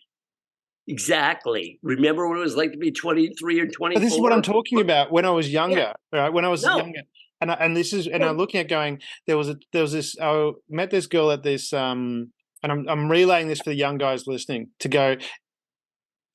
Create these experiences, because if she doesn't respond positively, fuck her off and find someone that does, because she likes you. I was at a That's what I live and teach, right? Yeah. I'm living and teaching that. Exactly. But that's toughness. And most of them aren't there yet. They want the girl to fucking like them or sleep with them. And to get them there takes time and mentoring. By the way, without the mentoring, they're not getting there. They're 23, not 50. 50 goes, you know what? How many times have I been taken by women or taken by business partners or just, fucked over? But I did that. I mean, that's why, because you mentioned at the start, dating's hard. But to me, I always just went, fuck it. After my experience with Shane, that really solidified it. But beforehand, I was doing that anyway. Just ask them out. And if they didn't like it, I chased some people that probably shouldn't have, but I'd never had a problem asking. Right, but watch this. So what you're doing right now is what I'm teaching people to slow down and get present around, right? So what you're doing is projecting from your own experience. You're more evolved. That's terrific. You're a fucking home run, pal. But most people aren't that evolved, so it's a lot more complicated for them. He just wanted the girl to, to like him, right? He's not sitting there. But what is that? What is this need to have it's almost like a dependency where you want this person to like you, who's probably going to treat you like shit, and you're going to get divorced and lose half of everything. Right, but again, you're 50, he's 23, thinking about getting fucking laid here, right? It's like you're 50 going, I don't want to split 42% of my gross for the next 20 years. Isn't that the case where they say you got to But this is, I don't know. I mean, when you teach your son what you're going to be doing as he gets older is just asking tough questions, but being careful not to project too much from He's already seen. I mean, when he was younger, I dated some women that were pretty stupid. They weren't stupid. I was stupid for dating them. And we put under the category of crazy women. And he's gone. Okay. He noticed, and we had that conversation. But how old were you at the time? You're in your 40s, still dating some dum-dums. Yeah, I'm not saying I haven't. Okay, but see, this kid's in his 20s. Yeah. He's not there yet, in other words. Look, it's a mentoring process. What have I been teaching him? Slowly teaching him to be less oriented towards looks and body and more oriented towards depth of character. I'm teaching that. Well, that's the experience I wanted to share too, because it was like when I would have been 23, and I was at a resort and I met this girl, and it was late. We're in the pool together. It was just us, all of us, just no one else, just the two of us in the pool together. And for whatever reason, this is what I'm talking about, whether if they like you, it doesn't matter what happens to a certain degree, they're going to still like you. This girl liked me, and we were talking, and whatever reason, I sneezed, and this big booger come out of my nose, flew across, and landed on her cheek. God! Ah! And she still liked you. We went home together and spent the night together, and we had a relationship for about a year. That was our first date. That was our first date. This is literally, I've said some version of this, not the booger version, because that's disgusting, but it's a great story. Fuck. Anyway, I got to wipe that. It's a true story. This is what I'm trying to get across. But I've said some version of this for decades because I lived it, right? I told you, in between the girlfriends, I would have all these experiences where you get rejected by girls that aren't even attractive, right? You're just getting rejected. It's what it's like when you're back single again, right? And it's not fun, and it's not easy if you're like, my moon's in Pisces. I'm a sensitive male as well, right? So I don't enjoy being rejected by someone who's not even attractive. Right, so I probably don't give a shit, and I just exactly. Doesn't mean I want to ask stupid women out, but right. But then every once in a while, some fucking gorgeous woman would decide she liked me, just like you're saying, right? And it's like, it's not random, but it seemed like it back then. Now we look at it and there's energy, there might be past lives, it might be complicated here, right? We might be, attracting energy Mm. that is familiar, and who the fuck knows how deep that is, right? Yeah. Whether it's from this lifetime or another lifetime, who knows? But it does happen that way. But that kind of patience to wait for that connection, most people don't have. Yeah. Because when we're talking, and that's why I want to have that conversation. Because as you said, I didn't mind the rejection. If someone didn't like me, it was like, okay, next person. Right, but you're projecting from your experience. 9 people out Exactly. of 10 aren't in that camp. But what I'm 9 getting people. at from that perspective is, most people don't have the experience of having a mentor in that space either. So not only haven't they seen it, they haven't even heard people talk about it, let alone talk about sex, which is a whole nother conversation. Absolutely, Yeah. absolutely. We're talking about all of that. I'm talking about sex with everybody, whatever it is. It doesn't Mm. matter, but that takes time too. The Mm. relationship has to get deep enough and trusting enough, right, for us to be able to go in any direction whatsoever, 'Cause I'm right? gonna give you the other reference. I love one of my favorite references is from the movie Crocodile Dundee, and you're a psychiatrist, so you relate to this, where they're in the higher. I don't know if you remember the movie or not, but they're in I the love it. No, it's yeah. great. Yeah, well, It's go been to the 20 scene where they're in the years. high rise and they're talking about, he mentions psychiatrist, and he says, I shouldn't have said that. And she says, oh, you probably don't have a psychiatrist. He's like, what's a psychiatrist? And it's like, well, if you get your problems out in the open, you go there and speak. And he goes, you probably don't have one about Walkabout Creek. And he goes, no, if we have a problem, we tell Wally. Wally tells everybody else, no more problem. Totally. No, that was brilliant. That was And that, brilliant. I do remember that line, but I always make movie references. You remember the movie Crash? Like, it won Best Picture like 20 years ago. Do you oh, remember that movie in LA? oh, Well, vaguely, anyway, yeah. the theme is duality. The good do bad, the bad do good. So I'm always having No. kids like watch movies to get certain themes, right? Mm, That one's a deeper theme around duality. Almost nothing, with the okay. exception of incest, right, is Mm, black or white. Even murder can be self-defense, right? Things are yeah. complicated. And most people are getting a little bit too shallow. And again, what I'm teaching Mm, people to do, which is hard, is not project from their own experience, to go deeper and really try to understand other. Your lack of fear of rejection is a fucking home run. You could do mm, sales, you could do marketing, whatever. You can get a lot of pussy on this planet, right? A lot of people have a big fear around rejection. It's a lot mm. harder. And so what we have to do with the people that have a lot of fear around rejection is slowly guide them to overcome it. And that's not easy for some kids. Is it a case that we see what we want to see? Because I look at it and I didn't realize about it. There's a project they're working on at the moment. I'll talk to you about it off camera. But I was doing some looking at, we talked about a number of pop culture things. And I was actually looking at, you remember the 80s series He-Man? There was a TV cartoon series, He-Man. Yeah, I never saw that. Never. Well, I was looking at it, and he's the most powerful man in the universe when he turns into He-Man. He's also Prince Adam. Um, but what I noticed in there because I went and had another look at it, was a lot of it was actually there was a lot of sensitivity in there. There was a lot of thought, and because they have, and what I liked about it is they have these little morals at the end of this show. It's like, what did we learn today? It was so crass that it was actually good. It's like, it's like nachos with extra cheese. It was that cheesy. But was it a case of, from that perspective, I was looking at going, this was from the 80s. It came out in 1984. So what's that, 40 years ago now? And they were talking about men being sensitive and being intelligent. Yes, He-Man's the strongest man in the world, but that didn't solve the problem. This was the moral from one of the things. The strength in soul was his intelligence solved the problem. Is that, when we're looking at it, because you mentioned Jordan Peterson before, you could take that guy pretty easily in a fight. But if you want to get it in an intellectual debate with him, No, yeah, but exactly. So that's why, look, the way because I that's going to look. come back to that condom full of walnuts thing. Is there a where we need to have a look at and go, well, what is manly? Is it a case of you need to find what's right for you?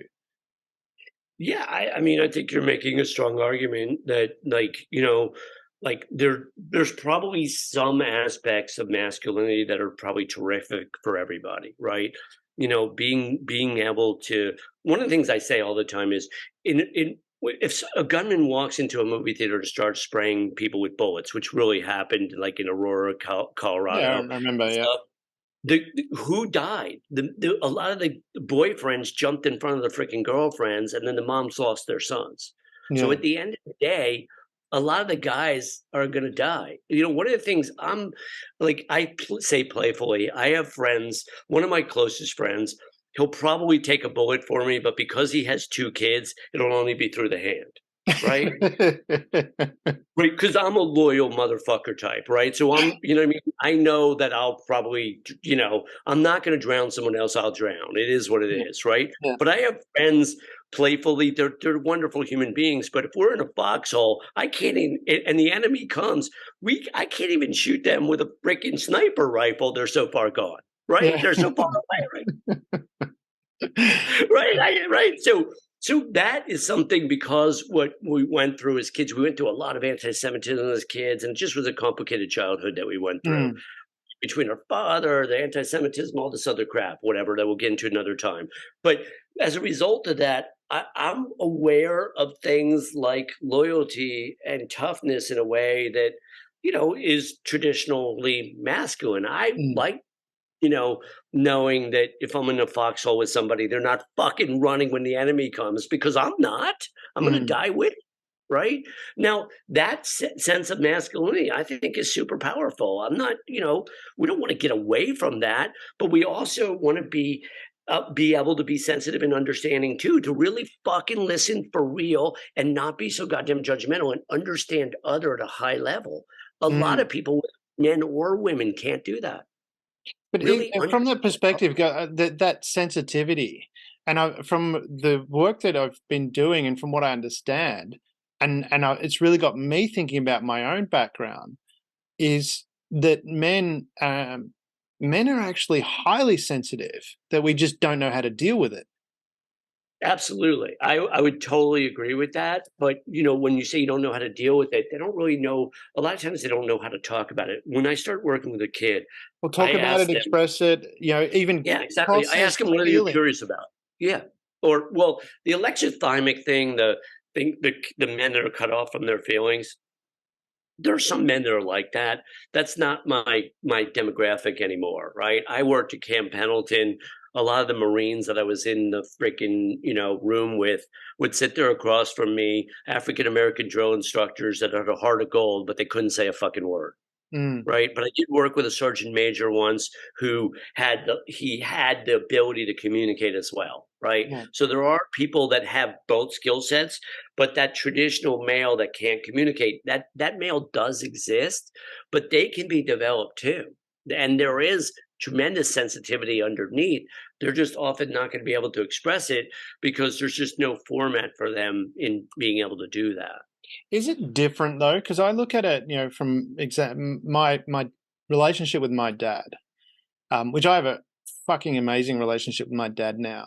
Now, if you were to look at us, you would think you guys haven't spoken to each other for like 3 months, and you go, where's your connection? But when we see each other, it's like we haven't seen it. And do we sit there and talk about our problems and stuff like that? No. But we have this connection that when we're together, I know we can feel it. Well, I feel it. Haven't talked about what my dad feels, but I know it's there. And I know, for an example, we're at it wasn't a pub, but where my dad was, and some of his school friends, kids that he did, well, it wasn't school, apprentice. One of the guys he did an apprenticeship with. So that's how long. And my dad's 75 or 77, can't remember. 48. What does that make him? 75. And my dad and I hug each other all the time, tell each other we love each other. We didn't always do that. We do that now. I went to leave, and for whatever reason, I hadn't thought about it. I just went to walk away. My dad went, "Oi!" And he put his arms out. So I walked back, give him a hug. His friend from apprenticeship looked at me, "Oi, what the fuck are you guys doing? Can't hug." And my dad turned around and said, "I can hug my son if I want to. I love my Yeah, son." And it was yeah. like, and so I look at that. But Yes. if you look at how we communicate, if you're looking externally, you'd say, "Oh, we don't communicate that well." Yeah.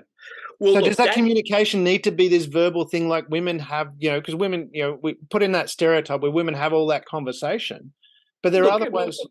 again, you're a little bit of an aberration. You're processing the world a little bit deeper, and whether you Yeah, say I it or get not, that, but what I'm trying to explore is, but you're what's paying available. attention to energy, right? So when the energy, you're process. When I say you're processing deeper, you are paying attention to energy. And Mm, when the energy is, when you're with your dad, the energy is there, and you guys got it going. This other male that you're describing is cut off, right? yeah. So that's the guy that he can't hug. If you can't hug your dad, then who the fuck can you hug, right? So he's Mm, a cut off male, and mm, that guy is problematic in intimacy and relationships. I could just tell you right away he struggles with intimacy. It's the most obvious thing ever. It's like 1 and 1 equals 2. mm, Your situation with your dad is basically you're communicating, look, a relationship doesn't have to be the way a lot of, where we have to talk every week, like like my wife does or my girlfriend does. See it? mm, Like where they talk to their mom every day or every week or something.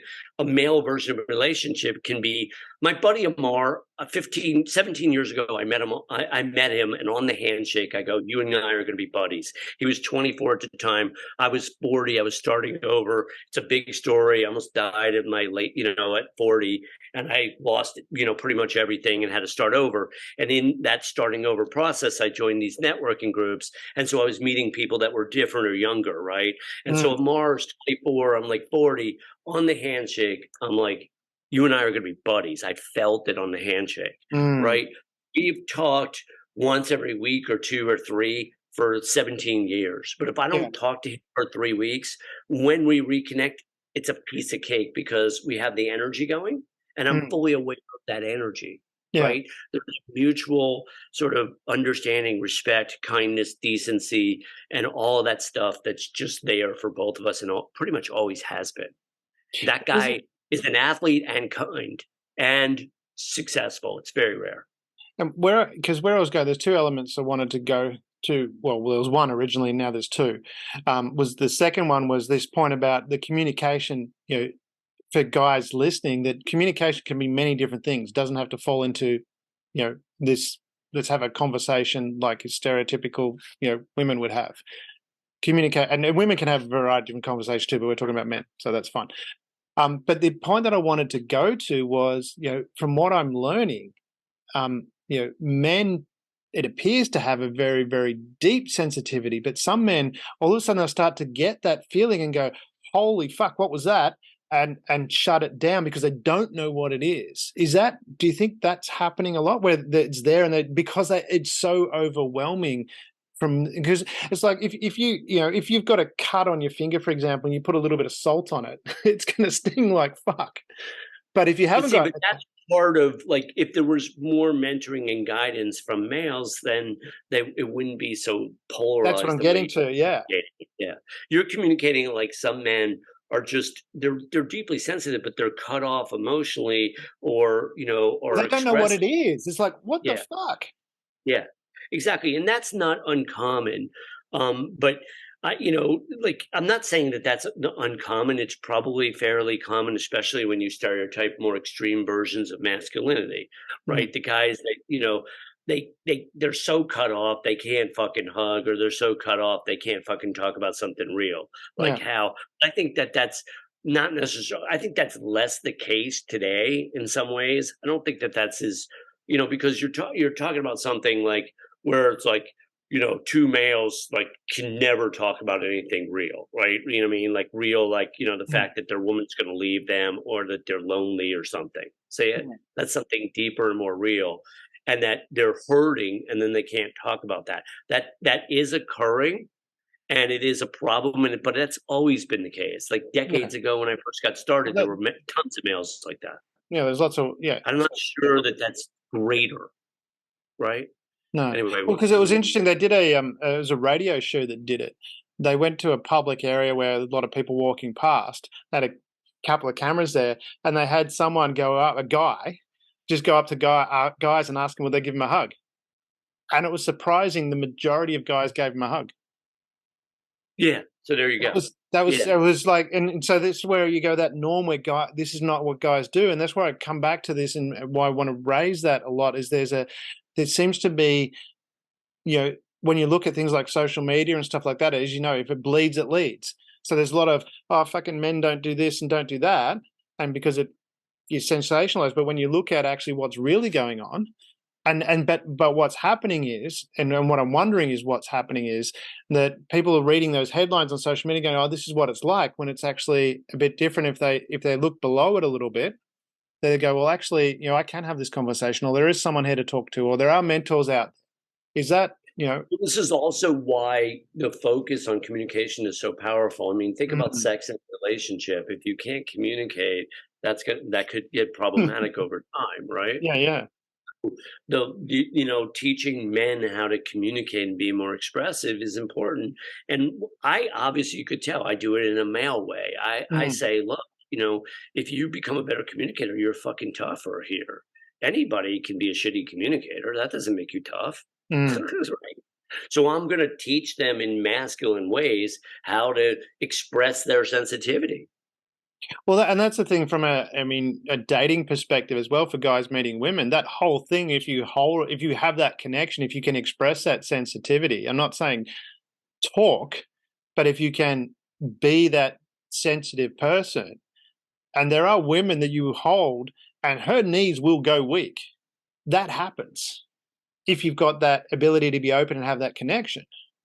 You can actually get to the point where you actually hold her and she gets wet. Yeah. That's how that Yeah. happens too.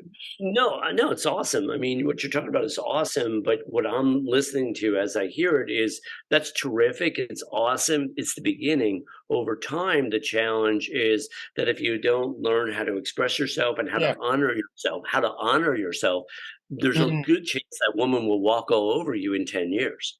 And so I'm Does that teaching. come down to knowing, and that's where we go, glad that come up, is how do we, from that perspective, is that coming back to knowing who you are as a man, Knowing whatever that who you is? Yeah, well, knowing who you are, what you're about, and how you want to live on this planet, and we're all different a little bit, right? Mm, So some guys are more protector types than other guys, right? Knowing who you are, look, and being able to talk about it. Look, I am a protector type, so I am a little bit uncomfortable, when you go out alone with your girlfriends. See it? But being able to express your toughness in a way that's fucking real. Most guys mm, without the mentoring or guidance aren't going to be able to express that in a way that doesn't sound controlling. mm. So I'm going to live and teach that, right? Yeah. Because if you're being controlling, you're limited. If Yeah. you're expressing your truth, Yeah. right, you're deeper and more real. So how do they find what their truth is? That's a personal growth journey that you did and a lot of people don't do, but you're inspiring others to do with your podcast. Mm. But is it a case of, I do, some people have talked about how you need to have some solitude, bit of, talk about meditation. For me, I'm not a meditator where I'll sit down and meditate, but I do what I call gumping. I've got here, what I do this, most of these recordings is at my beach house, and got a massive lawn, got rid of the gardener, bought an electric self-propelled lawnmower, which is, you've got to walk behind it, you don't ride it. And I'll go up there and do Forrest Gump. I'll go up and down the lawn behind my lawnmower in my own little space, thinking about my own thoughts, that kind of thing. And I remember a Yeah, friend well, that and did. that's what, and that's wonderful. And some people will say, I meditate when I run. You have long distance runners and so on. And what I say all the time is, that's all terrific. I'm glad you're gumping. I've never heard that expression. It's pretty cool. And I'm going to invite you to meditate as well, because there's real power in sitting still and training your mind. Because Mm, it's not about thinking thoughts when you're meditating. It's about bringing your focus back to what you want, which is either the breath, a mantra, a chakra point, and so on. As you train your mind, what mm, happens is you eventually have an absence of thought. And in that absence of thought, there's real power. That's where you it- connect in deeper. So your next level of creativity might come when you meditate, not just gump. You're going to gump because it's wonderful. But now, if you sit in meditative states, you're going to develop the next level of horsepower. Let's just say your dad died and you had all this grief, right? When my mom died, I used to sit in meditative states and let the grief wash through me, as mm. opposed to, I didn't act out in any way, right? I would just be in pain, emotional pain, right? And allow the grief to just be. I was able to be with the grief. So you mentioned again, be able to recognize what you want. I heard what you say, that what you want is that again a focus that we need to to have in this framework is deciding what it is that you want. Who the fuck are you and what the fuck are you about? If you can't figure out who you are and what the fuck you're about, you're going to struggle on this planet. Life is going to be a challenge. It's not going to end well. As Is it a, people age, it's not going to end well. is it a case There's where no- you need to, do you need to, go on this guru search journey to find out what it is? Or can you just go, hey, I want to do this. I'm going to do this, and just choose to do something? That's why I have kids have more experiences, because without the experiences, they're fucking clueless. They don't know. One of the kids I coach, 6'6", 240, 4.5 speed, could have played tight end in the NFL in a heartbeat. He's got good hands, but he's a lacrosse player. I asked him the other day, like, we're tight. I've been coaching him for years, so we're super tight, so I can make fun of him. I'm like, he's in investment banking in the city. I'm like, how wide is your asshole this week? And he's like, really fucking wide. Doc, he calls me Doc. It's like really wide. I'm like, is it getting any wider the longer you stay? And he's like, yeah, it's getting wider, right? It's a pretty horrible job, right? In a pretty situation that's completely empty for him, because he's actually a hard-based kid underneath this huge fucking talented frame physically, right? Yeah. But that kid, when I ask him, I'm like, how many times have you traveled alone in your life? Well, he went to, let's just call it Nebraska once to visit his grandma. I'm going to disguise it a little bit, right? Once. And he came down to Florida once to visit us.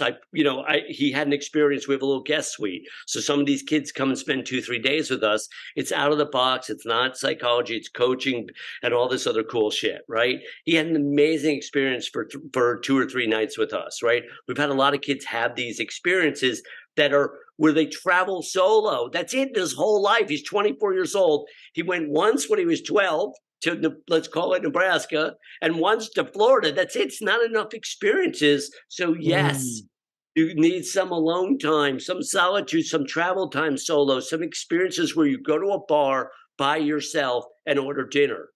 The homework I give these kids, we start off so small, 10 different pizza places in the next 10 weeks. Yeah. You get one slice of pizza from each different place, and then you smile at the fucking people in the pizza place. You have to have different experiences. Well, that smiling what you and I love that what you talked about, because I had that experience. I can't remember how old I was, very young, where I want to go see a movie. No one else wanted to go. I went, fuck it, I'm going anyway. I don't care. Exactly. But a lot of people won't do that. See, but that's part of what you had something a little different in you. In Yiddish they call it chutzpah or whatever, right? You had the chutzpah to just go do it.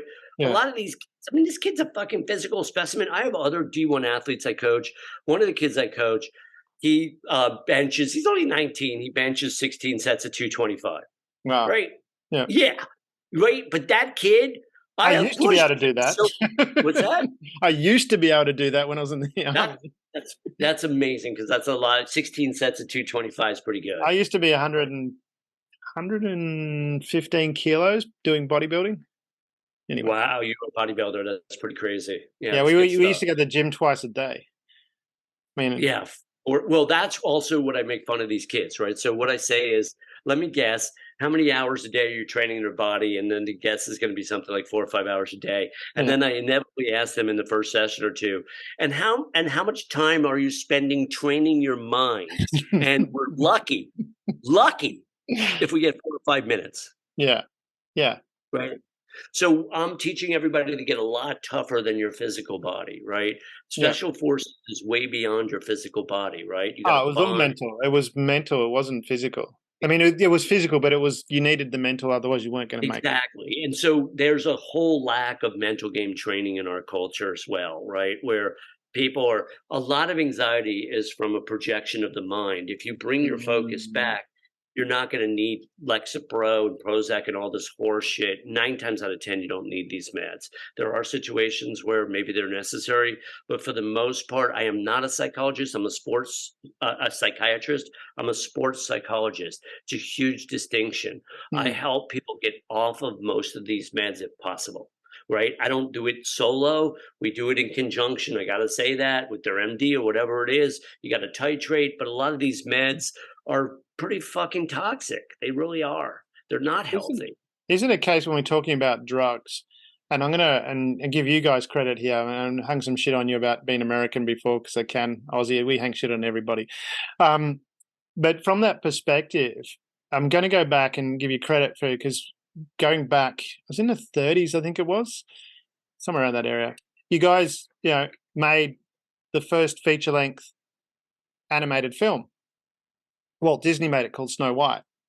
And in that movie, while she's cleaning the house with the animals, they're singing "Whistle While You Work." And, they didn't know back then, I don't think they did, that, you think a happy thought, your body starts producing dopamine, starts producing serotonin. You're going to feel good by thinking about that. And is that where, from that perspective, where gratitude comes in? I mean, Mary Poppins did it as well. I'll give you credit for that one. In every job that must be done, there's an element of fun. Find the fun and the job's a game. Is it a case where, we have to have that mental shift and go, hey, guys, focus on what you've got and you'll start to feel good about it? Right. So that's part of training your mind, is teaching people how to shift their focus. But what I say all the time, because I live it, is you have to do it 4,000 fucking times. If you do it 4 times, it's not going to be that helpful. Right? It's thousands. Isn't it 28 times to change a habit? 4,000 times. No, like literally, if you do it 28 times, it's not going to be close to enough. Mindfulness training is bringing your focus back into the moment, right? Noticing your mind in the past or the future and bringing your focus back in the moment by breathing, observing, and or communicating. If you don't do that thousands of times, your focus is going to be in the future. You're going to have anxiety. You go to a psychiatrist, you're going to get on Lexapro or something bad. And really the issue is you got to train your mind. And so most people are not training their minds. In the military, they're weeding people out that have weak minds, but then they're also giving them exercises to train their minds, box breathing, and so on, right? I teach everybody the basic box breathing, right? I'm laughing at it because I had an employee, and this employee was a good operator. Then they progressively got worse and worse. And I several times was thinking, I've got to fire this person, but I didn't want to because I knew they were good and I couldn't work it out. And then finally it come up and the person said, I'm feeling depression. And I went, right, okay, this is now your job description. Every morning when you wake up, you will write out 5 things you're grateful for. You will do 10 box press. That's where the reference came from. And you'll read 10 pages. I said read 10 pages of an inspiring book. 2 weeks, this person just exploded, went back to normal or beyond. And again, look, is it that simple? Well, no, it gets way more complicated than that. You got a little bit lucky the first time. You know what I mean? It can get a little more complicated than that. But the reality is you were 100% on the right path, and you got lucky that that person responded so quickly and they were ready. But a lot of times without the exercise, it won't be enough, right? They have to, you got to get the system operating. Well, I mean, they were getting that repetitive because we were meeting regularly. And I was like, have you done this? Have you done this? Have you done this? Yeah.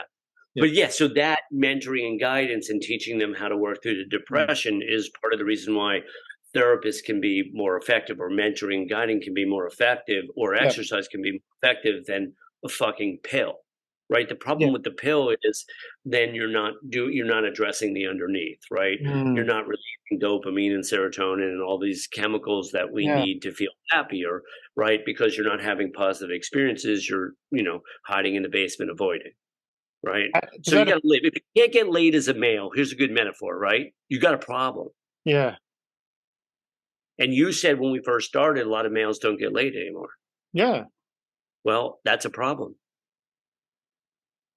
I think it's a massive problem. But that's what to come out from that is. So teaching men how to get laid is important. Maybe that's the focus we need to shift it to, isn't it? Is how to get laid. So it's like I said, I've never related to that. It's like, that's the most, if you're doing it right, again, big caveat on doing some it right. People need the mentoring and guidance to do it right, Damien. Connection. If you make it connection, and certainly if you get her to where she needs to be, she's going to want to do it, and you're going to do it a lot. Yeah, and that's sort of and mostly true, but it's complicated because some women are high T, right? So maybe you choose the high testosterone women, the 10% that want sex all the time. But some women are less driven by sex. They don't need the sex. So like you said, not about the sex for the women. Certainly the No, women I that I've been understand, but with, it's it's more never about complicated. the Some sex. It's about women, the appreciation and the love and the connection. It's right? about But the if you have a low connection. T, but if you have a low T woman, she's not necessarily going to take care of you unless you can communicate, Yeah, well, because she's that's what not I'm getting naturally to. sexual. That's what I'm Yeah, getting to. That yeah. the women that I've number of women that I've dated were in that category where, you know, if you they didn't have strong sex drives until they were Right? stimulated right. Now, no, I'm not Exactly. talking Why? about rubbing her breast. I'm talking about stimulating her mind. Well, that too. Anyway, no, like anyway, no, but that's why I playfully call men idiots all week long. I'm like, you're being an idiot right now, right? Because like you're not doing what Damien is doing. Damien is putting in the time and the energy and the focus and the commitment to really listen, to really care, and to generate something greater. So the woman does get wet, and then you get laid easily. Here's the tip, guys. You know, for those listening, during the day, Tip. send her a text message and say, "Hey, babe, I appreciate you. You're wonderful. You're beautiful." Well, here's the bigger fucking picture, Damon. Show it in your actions, not just your words, right? There's that. Yeah. Yeah. Walk up So even behind her for beyond, no reason whatsoever. When she's not thinking about it, kiss her on the neck, say, "You're amazing," and walk away. Watch her chase you across the fucking room. yeah, no, I love it. No, you're on it, like for sure. No, the It's right, not hard. no, yeah. You will be Well, hard, but it's not. but believe it or not, a lot of them have never really been exposed to what's basic for you and I. This is basic what we're talking about here. I've done this Well, that's why we're 18,000. talking about it. We've been the Wallies from Crocodile But Dundee. exactly, but for a lot of kids or young men, they've never really been exposed to this. They're not Mm, that creative. I'm teaching them how to be more creative. What you're talking about is a little bit of creativity, right? Kiss her on the neck and walk away, right? yeah. That's actually a little bit of creativity because they're not doing that. What is creativity? You Mm. do shit that's different. That's what I'm living and teaching. I'm always teaching these kids, mix it up and do it the fuck different Well, all week long. well, you guys, the ones that are listening, you're on your screen. You're 2 mouse clicks away from fucking any information that you want. Look up how to excite a woman, and not or how to romance a woman. You'll get put it in But chat also how GPT. not You'll to be get with your Damien, which but there's another 100 layers and levels here, right? yeah. Because if you're too available as a male, she'll get bored. So Yeah, you're also that, that's part of the reason why you're talking about the walking away, yeah. kissing her and walking away. Because if you show up too needy, you have a problem. That happens, and we're talking about that with who was I talking about? That was they're having that exact same thing where the guy was really, really on that conversational, what's quote unquote expected about being a vulnerable male, and he'd be blurting out all this stuff, and all these women be running away. It's like, you've got to keep some sort of space there. I mean, look, That's those why of you us have that mates. You talk about that with your mates. well, but those of us that know the dance, and there's a difference obviously between dating, courtship, and Mm, as the relationship progresses. But those of us that understand the fundamentals of the dance, especially in the beginning, know that women want a little bit of mystery, and if you're too transparent, they're going to be bored quickly. very much so. And yeah, and so we know this Although I learned because that we the hard way. yeah, exactly. Because we learned it the hard way. Every time I was an idiot, like I was just like, I'm out. Like, you know what I mean? Share too much or whatever, right? I like to share. Exactly. Whereabouts does gratitude? We touched on it, but is it for again, you know, getting out of that lost lonely, going through that process of gratitude? Is that something that's important for guys to do? Is just have a look at what you do have. I mean, not look at Arnold Schwarzenegger and go, I don't have those fucking muscles, I can't be successful with women, but looking at what you do like, because out in that space, I mean, there's right. We mentioned you. There's 8 billion. Well, there's I think it was 3.97 billion men on the planet. There's roughly 3.97 billion women on the planet. Chances that they're not all the same. They're all different. So if you're looking for a woman, and we mentioned before about knowing who you are, being a nice person, and being a good, honest person. If you do that, and maybe you like, I don't know, comic books or whatever, chances are there's women that will either like it or appreciate the fact that you're passionate about it. Right. But, again, you're coming from someone who doesn't worry too much about rejection. So you need the men to have more experiences, right? Because without it, then Mhm. they won't come across enough people, that will be a fit. They have to have more experiences again. Without more experiences, then that's part of what helps you understand you, but it also helps you understand other new Mm. experiences, varied experiences, diverse experiences, and learning from experiences. The more you experience in general, the better. The more you learn from those experiences, the better. Otherwise, you're talking about what are they choosing from? If they never left their hometown, who are they choosing? Only people that never left their hometown. Yeah. So if I'm using your vernacular, what you would say is get the fuck out there and do something. Yeah, it would also create a sense of purpose too, like you said. Mm, Like you have, without a sense of purpose, mm. you're going to be trapped in your parents' basement or trapped in self, right? Or smoking weed too much weed or too much video games or too much porn, right? It doesn't end because the purpose is also a part of this equation.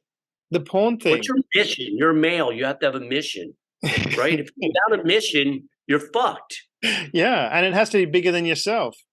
Can't be Yes, an well, investment I banker. It's mean, boring. beyond. Now, To there are infinity 10% that and truly beyond. love it. Yeah, but there are 10% that truly love it. Good for the 10% that truly love it, but Yeah. 70% are fucking miserable and doing it for the money, the power, and the status, and they will fry because some women will target them for lifestyle, 80, 90% chance of that, and then they'll wind up in a situation where 42% of their gross is gone for 20 or 30 years because most of the time they'll have a kid or two with that woman, and Mm. then they're fucked, and I've seen this one hundreds of times. No, that happens Hundreds. all the time. It, Yeah, it all the time. that's you know, if you've married someone, if you're getting married and you've, you know, snotted on the girl's cheek and she's still with you, and the That's chances a are, pretty extreme example, Damien. I'm pretty proud of you for having that experience, but wow, that's a good one. but what I'm getting at is if that's your focus, again, what you said, if I'm understanding correctly, from being manly, for putting a framework around this, it seems to be about find out what you really like to do. So you're saying get out there, do stuff, find out who you are, what it is that's And right some for you. women will appreciate that. Look, if you're That's the the world's point. greatest fucking plumber, some woman will appreciate that.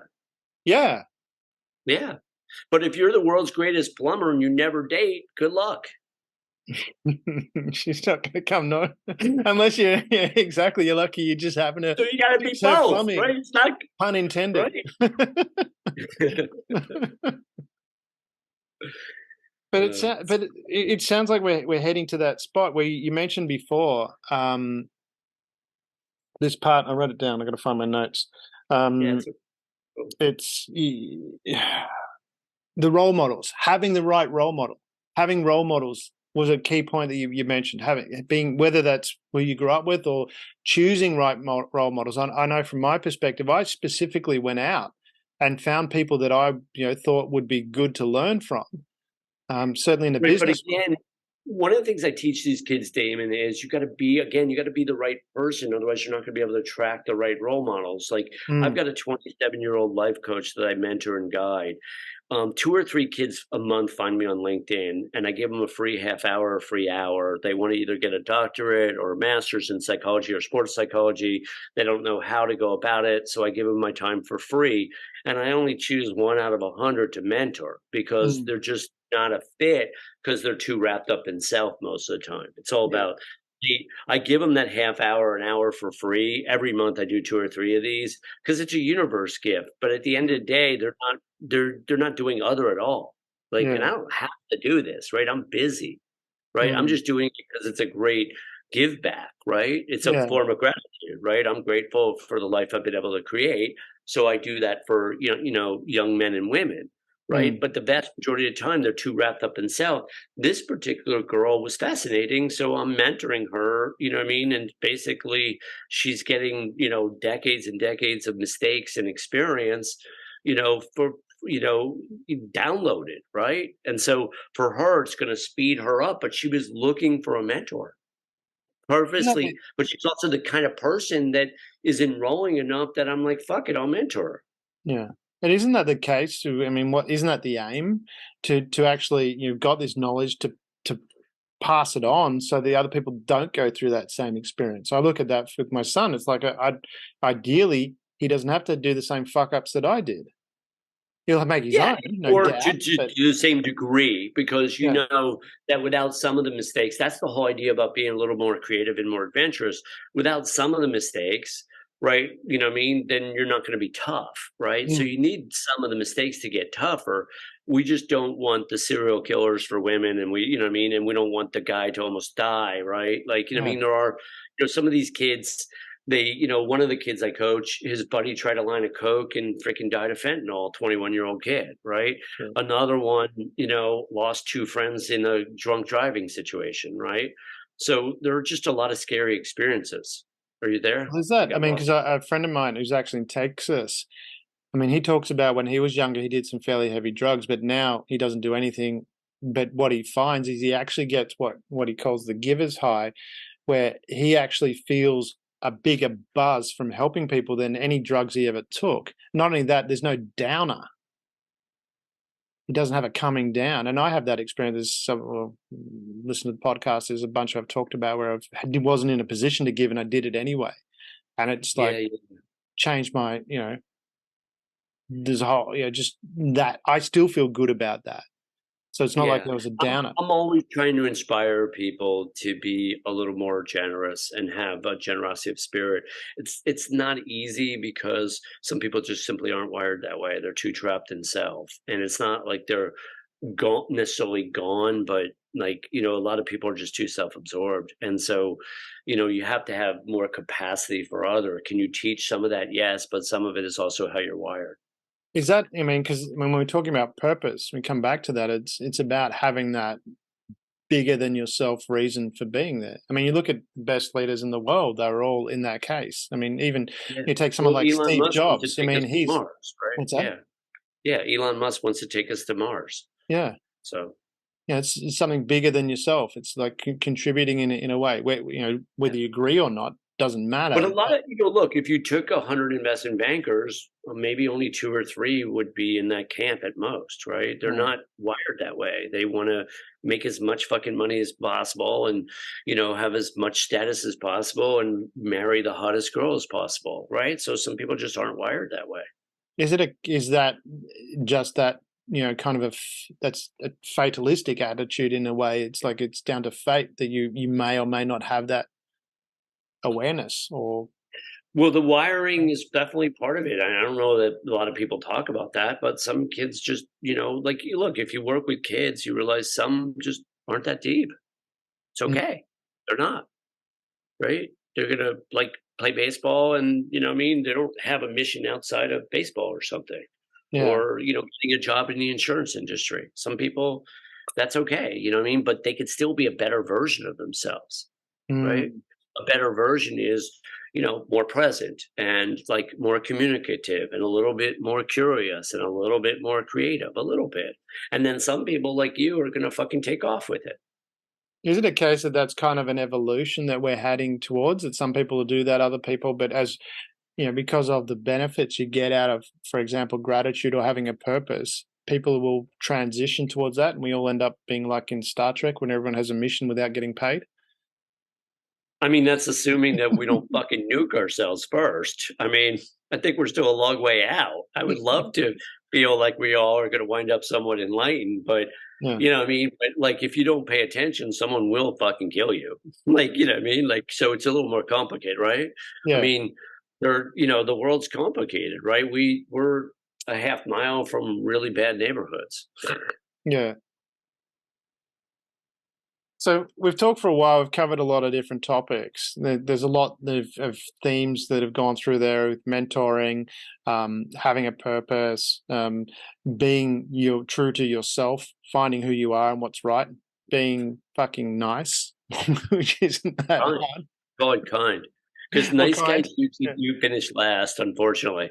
I So don't know. call I it don't know. Well, that's another. We can have a whole podcast on nice because I've had that. But anyway, there's experiences that the difference between nice and submissive, I think. Maybe yeah. that's just Well, semantic. yeah, But well, if you were to, we've covered a lot of things. If you were to sum it up, put in a nutshell, what would you be your key wisdoms, your key things that you'd want? I'm inviting everybody to live with more courage and more creativity. And that's a journey and that's a process, right? Creativity is you're mixing it up and doing it differently. It doesn't have to be, I can't draw worth shit, Mm, but I'm going to get more creative interpersonally all the time, right? So, mm, and courage is you have fear and you do it anyway. So I'm constantly living and teaching courage and creativity. And I think it's an mm. amazing foundation. Love that. Dr. Brett, thank you very much for taking the time. For those who want to contact you, we'll have your details in the show notes.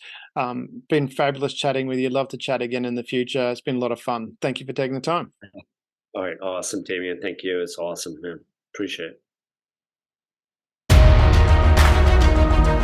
Thank you for being part of the Share.care community and helping people around the world prosper.